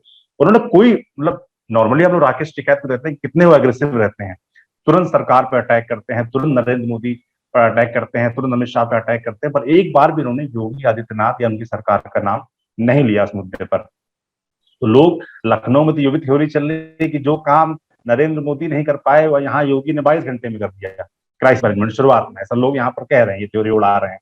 अब उसका कारण ये है कि यहाँ जो प्रशांत कुमार हों या अमीश अवस्थी हों, ये लोग पहले उस जोन में रहे हैं जहां पर टिकैत और उनका परिवार, जहां उनकी राजनीति, जहां वो लोग रहते हैं, तमाम अधिकारी, तो उनके पुराने संबंध थे, इसलिए मैनेजमेंट इजिली हो पाया। अब क्राइसिस मैनेजमेंट शुरुआत में तो अच्छा रहा, और बाद में अब जो हो रहा है उस पर सवाल खड़े हो रहे हैं। विपक्ष की जहां तक बात करें तो विपक्ष में अपनी लड़ाई चल रही है, कौन आगे और कौन पीछे। अखिलेश यादव नहीं पहुंच पाए, प्रियंका गांधी पहुंच गई। अखिलेश यादव, प्रियंका गांधी ने अखिलेश के लिए बोला, अखिलेश ने प्रियंका गांधी पर बोला। एक मतलब विपक्ष के बीच भी आपस में टकराव साफ तौर पर नजर आ रहा है कि कौन इसका पॉलिटिकल एज ले पाता है। बाकी राहुल जी जैसा कह रहे थे, जो ब्राह्मण वाला एंगल कि बीजेपी इसमें गो स्लो दिखाई देना चाहती है, वो नहीं चाहती कि ऐसा नजर आए कि हम बहुत एक्टिव, बहुत तेज कार्यवाही कर रहे हैं, क्योंकि सोशल मीडिया और तमाम लोगों से मुझे समझ में आया जो राहुल जी कह रहे थे कि ये मैसेज नहीं देना है कि ब्राह्मणों के खिलाफ हम तेजी से एक्शन ले रहे हैं। और लोग सोशल मीडिया पे बात पूछ भी रहे हैं, जो भाजपा के समर्थक हैं वो लगातार पूछ रहे हैं कि उनके समर्थन में या उनके परिवार के बीच प्रियंका गांधी या अखिलेश यादव क्यों नहीं गए। राहुल श्रीवास्तव जी आपकी आखिरी टिप्पणी चाहूंगा इस पूरे प्रकरण पर। सौरभ देखिए, आप अगर इन सारे मामलातों को देख रहे हैं अगर, तो जहां नीचे से तफ्तीश शुरू होती है, वहां से ऊपर जहां कोर्ट में फैसले होते हैं, I do not want to get held for contempt of court, ये जो कानून का रवैया है, बड़े बड़े हरीश साल्वे जैसे बड़े वकीलों का पहुंचना और तमाम चीजें जो हो रही हैं, कहीं ना कहीं ये बात जरूर देखनी होगी कि नीचे पहले किसी घटना में जब सब इंस्पेक्टर आईओ के रूप में पहुंचता है और वो सुप्रीम कोर्ट में आखिर में जब फैसला होता है, वहां इंसाफ हो रहा है कि जजमेंट हो रहा है। एक ये चीज तय हो जानी है नीचे से लेकर के ऊपर के लिए। दूसरा, ये जो ट्रेंड है कि हम किसी घटना में एक पोलराइजेशन या रिवर्स पोलराइजेशन देख लें, ये एक बहुत डेंजरस ट्रेंड है, ये सामाजिक डेकेडेंस है मैं कहूंगा। इस पे सिर्फ नेताओं को ब्लेम नहीं करना चाहिए। मैं राजदीप से इस मामले में थोड़ा अलग तर्क रखता हूं। मैं कहता हूं कि कहीं ना कहीं हमें नेताओं को आईना दिखाना है, लेकिन कहीं ना कहीं जनता को भी ये सोचना होगा कि क्या am I proud of my so called Robin Hoods, क्या ये मेरे रॉबिनहुड्स हैं कि जिनके कारण मैं उनकी तमाम गलतियों को ढांक दूं क्योंकि वो मेरी जाति या मेरे धर्म के लोग हैं। और जहां तक इस समय की पॉलिटिक्स जो इस पूरे हाथ पे हो रही है, मेरे ख्याल से ये बात कही जा सकती है कि हर घड़ी चश्मे खरीदार में रहने के लिए कुछ हुनर चाहिए, बाजार में रहने के लिए। बदनामी से शोहरत का वो रिश्ता है कि लोग नंगे हो जाते हैं कुछ वोट चुनाव के बाजार के लिए। राहुल जी, मैं इससे जोड़ दूं क्योंकि आपने ये तर्क रखा बहुत सही। आप सौरभ कह रहे हैं कि जनता को भी देखना चाहिए किस किस तरह के लोगों को चुनती है। सवाल यह है कि राजनीति जो है ना, ये अब पैसे का धंधा बन गया है। It is a crore. Rajdeep ji ये सिर्फ राजनीति की बात नहीं, आप अपने आसपास देखिए। हम जिस उत्तर प्रदेश के समाज से आते हैं, कैसे फोकलोर की तरह, लेजेंड्स की तरह इन गुंडे और अपराधियों की बात होती है।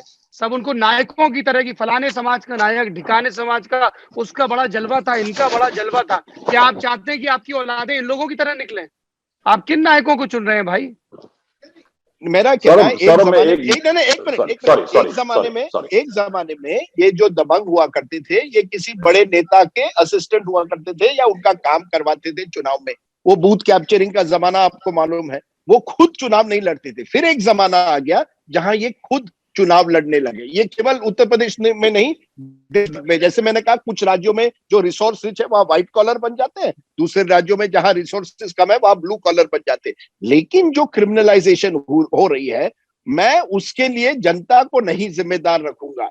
जनता तभी जिम्मेदार रखूंगा अगर लेवल प्लेइंग फील्ड होकर जनता को, अगर पॉलिटिकल पार्टीज तय करे कि हम क्रिमिनल कैंडिडेट्स को टिकट नहीं देंगे, अगर तय करे, अगर कानून ऐसा बने जिसमें सख्ती से जो 25 लाख या कोई लिमिट हो किसी इलेक्शन को लड़ना है, उसके बीच में ही चुनाव लड़ा जाए, तब ये सब हम बात कर सकते हैं कि जनता इसके बावजूद। मेरा ये कहना है, हमारा सिस्टम जो है वो इस तरह के नेताओं को आज प्रमोट करता है और इसी तरह के नेता आज नेतागिरी करते हैं। इससे आप हट नहीं सकते। ठीक है, आप राजदीप जी, राहुल जी, सौरभ जी, आप तीनों लोग इस बातचीत से जुड़े, बहुत बहुत धन्यवाद। अब हम चले नेता नगरी के अगले सत्र की तरफ, जिसे हम कहते हैं जवाबदेही। दर्शकों के सवाल हैं और हम दोनों जवाब देने की कोशिश करते हैं। पहला प्रश्न अंकुर कौशिक ने पूछा है। अंकुर कौशिक पूछते हैं, जब किसी आईएएस अथवा आईपीएस अधिकारी के साथ कुछ बुरा होता है तो आईएएस आईपीएस एसोसिएशन अपना विरोध दर्ज करवाता है, जो कि अच्छी बात है, लेकिन जब किसी अधिकारी की गलती सामने आती है तो एसोसिएशन चुप्पी साध देता है, जैसे गोरखपुर वाले मामले में हुआ। वहां के डीएम का वीडियो वायरल हुआ, लेकिन एसोसिएशन की तरफ से एक शब्द नहीं बोला गया। क्या ये सही रवैया है? सफाई तो घर से ही शुरू होनी चाहिए। बिल्कुल सही रवैया नहीं है, एंड नोबडी कैन डिनाई कि उन दोनों की रिस्पॉन्सिबिलिटी थी, और जिस तरीके का व्यवहार दिखाया गया वो प्रोफेशनली भी गलत है और इंटीग्रिटी के लेवल पर भी गलत है, एथिक्स के पॉइंट ऑफ व्यू से भी गलत है। और जिस तरह से आईएएस आईपीएस मुखर होते हैं, उन्हें इस पर भी मुखर होना चाहिए। मीठा मीठा गप और कड़वा कड़वा थू तो नहीं हो सकता ना। अगला प्रश्न अजय सिंह का है। अजय सिंह पूछ रहे हैं, मेरा सवाल सौरभ जी से है, क्या ललन टॉप को बतौर टीवी चैनल शुरू करने का कोई प्लान है? क्या आप मानते हैं कि डिजिटल ही सही माध्यम है? ये जटिल प्रश्न है और कुछ प्रश्नों के उत्तर अभी प्रसव पीड़ा से गुजर रहे होते हैं, समय आने पर जवाब मिलेगा। लेकिन डिजिटल की ताकत तो अद्भुत है, हम खुद उस संसार के हिस्सेदार हैं, तो डिजिटल की दुनिया तो नहीं छूटेगी। टीवी का व्याकरण थोड़ा अभी हमारी समझ में कम आता है, पर देखिए, ओपन एंडेड है मेरा जवाब। आहान ये वैद्य तुम्हारा हूं था ना, पहले उस हूं का विस्तार कर लो। नहीं, मैं अब ये तो चुहल है, बाकी उस हूं में मतलब वो स्वीकारोक्ति भी है। नहीं, डिजिटल ने कितना डिसरप्ट किया, वरना मेरे जैसे लोग कंपनियों के गेट के बाहर से सीवी लेके भगा दिए जाते थे, कोई जगह नहीं थी। और फिर कभी फेसबुक पे कोई आपको लिंक दिखता है, वहां आप क्लिक करके कहां से कहां पहुंच जाते हो। ये डिजिटल की ताकत है। तो अगला प्रश्न पूछा है आहान वैद्य ने। इनका सवाल है कि पहला सवाल है, क्या लखीमपुर मामले ने विपक्ष को एक मौका दिया है कि सभी साथ आकर चुनाव लड़ें? दूसरा सवाल, क्या लखीमपुर हिंसा यूपी विधानसभा के आगामी चुनाव और 2024 में होने वाले लोकसभा चुनाव को प्रभावित करेगा? देखिए, विपक्ष के अपने अपने राजनीतिक हित हैं, और ये बात मैं पूरी जिम्मेदारी से अपनी सीमित राजनीतिक समझ के साथ कहना चाहता हूं कि उत्तर प्रदेश में विपक्ष की एकजुटता का दौर लगभग बीत चुका है। खासतौर पे वो जो सपा बसपा का प्रयोग था, उसका दौर बीत चुका है। ये अंदर खास जरूर बात चल रही है कि कांग्रेस और सपा के बीच क्या मांडवाली हो सकती है, कांग्रेस कितनी सीटें सपा को दे सकती है। अभी थोड़ी देर पहले ही मेरी एक कांग्रेस के विधायक से बात हो रही थी, बोले देखिए, हमने तो 7 जीती थी, 15 पे दूसरे नंबर पे रहे थे, तो दावा तो 22 सीटों का ही बनता है। लेकिन दूसरी तरफ जो जिनको कांग्रेस के रिवाइवल प्लान में भरोसा है, उनको लगता है कि जब तक आप अकेले नहीं लड़ोगे तब तक आप जिंदा नहीं हो पाओगे। तो विपक्षी एकता अगर होती तो यही दिख जाती। यहाँ पे भी वो एक दूसरे पे पॉट शॉट लेते दिखे हैं। लखीमपुर खीरी की हिंसा की घटना हो या कोई भी घटना हो, उस सब का राजनीति पे असर तो पड़ता ही है, चाहे हाथरस कांड हो, चाहे कोविड हो, किसी का कम किसी का ज्यादा, तो इसका जिक्र तो किया ही जाएगा। सिख कम्युनिटी को लार्जली बीजेपी सपोर्टर माना जाता रहा है तराई के इलाके में, और उनमें साफ तौर पर नाराजगी दिख रही है इस घटना के बाद लखीमपुर खीरी की। और 2024 के लोकसभा चुनाव में कितना असर होगा, ये थोड़ा सा अभी दूर की कौड़ी है, क्योंकि अभी लगभग 2.5 बरस का वक्त बाकी है। और ये सवाल मुझसे, मैं अभी दिल्ली आया हूँ और मैं इंडियन टुडे कॉन्क्लेव में हूँ, तो जितने भी लोग मिल रहे हैं सब ये सवाल, 2 सवाल मुझसे लगातार पूछे जा रहे हैं। पहला, किसका माहौल दिख रहा है यूपी में, और दूसरा, लखीमपुर खीरी की घटना का क्या असर होगा। पलक का वो पूछ रही हैं कि मेरा सवाल सौरभ जी से आपको एड्रेस किया है। यूनिफॉर्म सिविल कोड को लेकर बीजेपी का क्या प्लान है? वो इसे कैसे लागू करने वाले हैं और क्या आप इसका समर्थन करते हैं? उनके सवाल को थोड़ा रिफ्रेश कर देता हूँ। आई एम श्योर आप शासन, प्रशासन और राजनीति में अलग अलग लोगों से मिलते रहते हैं। उनसे जो आपकी बातचीत होती है, उससे क्या निकल के आता है? क्या सरकार की ऐसी कोई लाइन ऑफ थॉट है कि आने वाले सत्र या सत्रों में कभी यूसीसी इंट्रोड्यूस किया जाए? और फिर आप अपनी पर्सनल चॉइस तो बताएंगे। मैं पहले अपनी पर्सनल चॉइस बता देता हूँ। मैं भारत देश में यूनिफॉर्म सिविल कोड का सख्त पक्षधर हूँ, अपनी सीमित समझ के साथ। और मैं इसीलिए बार बार फ्रांस का उदाहरण देता हूँ, ठीक है, कि फ्रांस का मुझे विधान बहुत सही लगता है। वहां पे सार्वजनिक रूप से आप किसी भी किस्म के रिलीजियस सिंबल को प्रदर्शित नहीं कर सकते हैं। धार्मिकता आपका नितांत निजी मामला है। राज्य की उसमें भूमिका सिर्फ रेगुलेटरी की होती है, राज्य उसमें पार्टी नहीं बनता है, ये चीज। और भारत में भी मुझे लगता है कि भारत के सभी नागरिकों के लिए समान कानून होना चाहिए, जो संपत्ति के बंटवारे के हों और दूसरे शादी ब्याह इस तरह के हों। इसलिए मैं यूनिफॉर्म सिविल कोड का पूरी तरह से पक्षधर हूँ और ये बात मैं पूरी जिम्मेदारी से कह रहा हूँ। अब रही बात बीजेपी की, तो कई लोगों को लगता है कि बीजेपी 2024 के चुनाव से पहले इसको एक ट्रम्प कार्ड के रूप में पेश करेगी। अब बीजेपी कोई भी कदम उठाती है तो उसकी दो व्याख्याएं होती हैं, और बीजेपी वो कदम उठाती भी इसलिए है ना। एक होता है कि उनको लगता है कि वो प्रोग्रेसिव दिखेंगे, वो कुछ ऐसे कानून लाएं जो, अगर बिल्कुल आप थ्योरेटिकली बात करें, जैसे ट्रिपल तलाक है। अब ट्रिपल तलाक, इंस्टेंट ट्रिपल तलाक गैर कानूनी होना चाहिए, इस बात से कौन इनकार कर सकता है। किसी भी कोई भी अगर धर्म या कोई भी विधान इस तरह की वकालत करता है जिससे महिलाओं के खिलाफ नाइंसाफी हो, तो उसका विरोध है। लेकिन दूसरा इसमें ये होता है कि इससे बीजेपी को कुछ माइनॉरिटी वोट मिल सकता है, हो सकता है मिलता हो, लेकिन मेजॉरिटी में एक संदेश जाता है।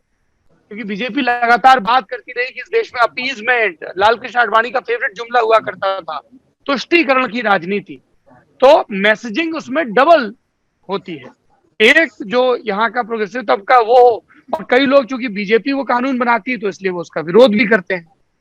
तो यूनिफॉर्म सिविल कोड के साथ भी आप देखिएगा वही होगा। लेकिन मुझे ऐसा लगता है, मैंने शुरुआत में कहा कि I support uniform civil code, कि यूनिफॉर्म सिविल कोड जब आप लागू कर रहे हो तो उसके दो तरीके हो सकते हैं लागू करने। एक कि आपके पास संख्या बल है और आप कहो हम लागू करेंगे।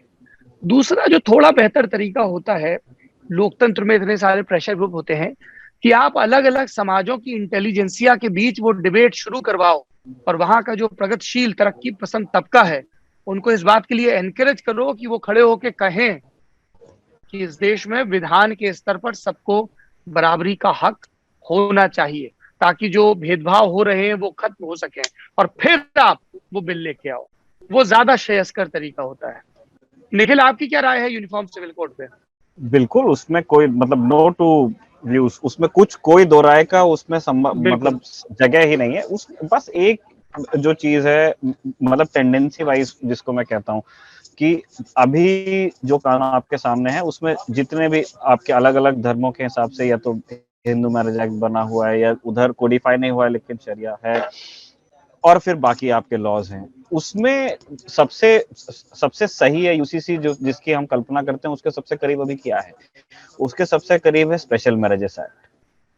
और आप अगर अभी कई लोग उस रास्ते से निकल गए, कई लोगों को वहां पे अभी चल के पहुंचना है कि आप कोशिश करवा लीजिएगा कहीं आप अदालत में जाकर अप्लाई करके कि आपकी स्पेशल मैरिज एक्ट में शादी रजिस्टर हो जाए। मैंने ऐसे केसेस मैं जानता भी हूँ पर्सनली लोगों को कि जो दो लोग स्पेशल मैरिज एक्ट में रजिस्टर करवाना चाहते थे तो उनको वो कोर्ट का स्टाफ ही मतलब कोच कर रहा है, बोले यार अरे तुम तो हिंदू हो, तुम क्यों कर रहे हो स्पेशल मैरिज एक्ट में, नहीं करने देंगे। तो नहीं करने देंगे नहीं, पर कई बार डिस्करेज करते हैं, ऐसा अनुभव हो सकता है। मेरे तो दो मित्र हैं, उन्होंने नहीं किए। मैं डिस्करेज करने की ही बात कर रहा हूँ। अब वो तो आप जैसा आवेदन देंगे उसी में आपका होगा, लेकिन और जो कर भी ले जाता है स्पेशल मैरिज एक्ट में उसको थोड़ी अंग्रेजी जब तक नहीं जानेगा तब तक कि वो नहीं पार पाता है। तो वो एक वैसी चीज है। तो अगर जब तक कि हम यूसीसी का इंतजार कर रहे हैं तब तक के मतलब उठ करके लोग ट्वीट करें, लोग बात करें कि जब ठीक है यूसीसी आएगा तब आएगा, लेकिन आप तो जाइए स्पेशल मैरिज एक्ट की तरफ। लेकिन अब जहां पे ईमानदारी में कमी होती है वहां ये नहीं हो पाता है। बिल्कुल वही मैंने कहा ना कि आपका ईमान और नियत भी दुरुस्त हो, है ना, सिर्फ कहने भर से काम नहीं चलेगा। चलिए अगला सवाल। अंतिम प्रश्न सूरजनाथ यादव का। इन्होंने पूछा आप ही के लिए कि संविधान सभा के बारे में जानकारी जुटाने के लिए कौन सी किताब पढ़नी चाहिए? किताब देखिए, सबसे पहले तो संविधान पढ़िए, ठीक है, और संविधान की मेकिंग बहुत सारी किताबें। मैं आपको दो दृश्य माध्यमों की चीज रेकमेंड करूंगा। एक श्याम बेनेगल ने जो संविधान पे सीरीज बनाई थी पूरी, वो राज्यसभा टीवी के तत्वाधान में, और दूसरा मेघनाथ हैं, न्यूज लॉन्ड्री के लिए काम करते हैं, उन्होंने कॉन्स्टिट्यूशन के नाम से एक बहुत खूबसूरत सीरीज बनाई थी। इन दोनों को देखने से आपको बेसिक समझ आ जाएगी। बाकी सुभाष कश्यप की किताब तो है ही, जिसका हर कोई जिक्र करता है, संविधान पे, वो भी पढ़ सकते हैं आप। संविधान पे भी किताब है, संसद पे भी किताब है। और संविधान खरीदिए और पढ़िए, जैसे हमारी घरों में रामचरितमानस का गुटका रखा होता है, वैसी संविधान की एक प्रति होनी चाहिए और उसको पढ़ते रहिए बीच बीच में। अब आ रही है नेता नगरी के अंतिम सत्र की, जिसमें हम मांगते हैं फुर्सत की सलाह, देते भी हैं फुर्सत की सलाह। सौरभ, क्या है इस बार फुर्सत की सलाह आपकी? फुर्सत की सलाह इस बार ये है कि मैं, एक अरसा हुआ मैंने कॉमिक्स नहीं पढ़ी है, और मैं भयानक वाला मुरीद रहा हूँ कॉमिक्स का, क्योंकि पढ़ने नहीं दी जाती थी। तो इधर उधर से 98 और ₹1 मैनेज करके, क्योंकि डाइजेस्ट की फी ज्यादा होती थी, किराया ज्यादा होता था, और रेगुलर की कम होती थी। तो मेरा पता नहीं क्यों अचानक से मन कर रहा है कि मैं सुपर कमांडो ध्रुव, नागराज और डोगा की, खासतौर पे सुपर कमांडो ध्रुव की कई कॉमिक्स है जो मुझे रिवाइज करनी है। तो इस हफ्ते मैं उसी मोड में हूँ। इंडिया टुडे कॉन्क्लेव अटेंड करने के अलावा मैं ये करूंगा, और इतवार के दिन मैं बैडमिंटन खेलूंगा, ध्यान करूंगा और नींद पूरी करूंगा, क्योंकि सोमवार से फिर से मैं यूपी के दौरे पे कन्नौज के लिए रवाना हो जाऊंगा। सिफारिश में मैंने आपको जैसा बताया, मेरे पास कहने को ज्यादा कुछ नहीं है, लेकिन हम ये शूट लगभग खत्म कर चुके थे तब ट्विटर पर मेरी नजर गई। हमारे पुराने सहयोगी हैं केतन, उन्होंने लिखा है ट्विटर पे, अभिव्यक्ति की आजादी की रक्षा के लिए मारिया रेसा को शांति का नोबेल पीस प्राइज मिला है। एक डॉक्यूमेंट्री उन्होंने रेकमेंड की है, 1000 cuts when democracy is attacked, the first casualty is the truth. वो लिखते हैं कि इस साल मई में एक फिल्म देखी थी, 1000 कट्स, फिलीपींस में चालू ड्रग्स के खिलाफ युद्ध की कहानी के साथ सरकारी ताकतों के खिलाफ अपना सब कुछ हाशिए पर रखकर हिंसा और त्रासदी की कहानी लोगों के सामने लाने वाली मारिया रेसा, उन पर यह 1.5 घंटे की फिल्म है, 1000 कट्स। मारिया रेसा ने एक ऑनलाइन न्यूज साइट शुरू की थी जिसका नाम है रैपलर। पत्रकारिता के दम पर फिलीपींस के मौजूदा राष्ट्रपति की सबसे बड़ी दुश्मन बनी। राष्ट्रपति जो रैलियों में अपने लिंग के बारे में और उसके दम पे खुद को सबसे ताकतवर बताने के बारे में बात करता था, हत्याओं को साफ साफ स्वीकारता था और उसी के दम पर अपनी ताकत का इजहार करता था, ऐसे रोड्रिगो दुटेर्ते के सामने मारिया खड़ी हुई। उन्होंने अपनी पत्रकारिता की सब कुछ दांव पर लगाकर उनको नोबेल पीस प्राइज मिला है। तो ये 1000 कट, ये मेरा वीकेंड रेजोल्यूशन है that I try to watch this. Over to you Nikhil. इस बार मेरा प्लान भी इस बार बहुत ज्यादा ये नहीं है। हमारी एक अच्छी बढ़िया सीरीज आई थी एक नया पैसा, जो मैंने नहीं फॉलो की लाइव जब वो हो रही थी तब। मैं इस बार बैठ करके सौरभ वो कंप्लीट करने वाला हूँ, क्योंकि मेरा ये गणित के मामलों में मैं पहले कमजोर रहा, तो मैं पैसे को भी मैनेज करने से खूब डरा। और क्रिप्टो एक नई दुनिया है जिसके बारे में मेरी जानकारी बहुत सीमित है, तो मैं बैठ के अभी वो सारे एपिसोड्स इस हफ्ते निपटाऊंगा। डिस्क्रिप्शन में भी लिंक डाल दीजिए ताकि जो दर्शक हमारी लिंक डाल दिया जाएगा। किसी की सीरीज एक नया पैसा वो देख सके, बहुत बढ़िया से लिखी गई है। इनफैक्ट मैं और भी चीजें देख ही रहा था, मतलब मैं उस जोन में चल रहा था। एक वॉक्स के बहुत बढ़िया एक्सप्लेनर्स हैं पैसे पर, उन्होंने नेटफ्लिक्स के लिए, मुझे ये नहीं जानकारी कि क्या उन्होंने यूट्यूब पे भी किया है, लेकिन जो वॉक्स के एक्सप्लेनर्स है एक मनी करके उन्होंने बनाया, और उसमें उन्होंने बहुत वो पूरा हिस्ट्री से लेके चलते हैं। मैंने वो देखा, फिर मैंने कहा कि यार मैं ये भी देख लेता हूँ। तो इस हफ्ते का प्लान तो यही है। बढ़िया। आज के नेता नगरी में इतना ही। ये जो पूरी बातचीत हुई उसके बारे में जरूर बताइए कमेंट बॉक्स में। शुक्रिया।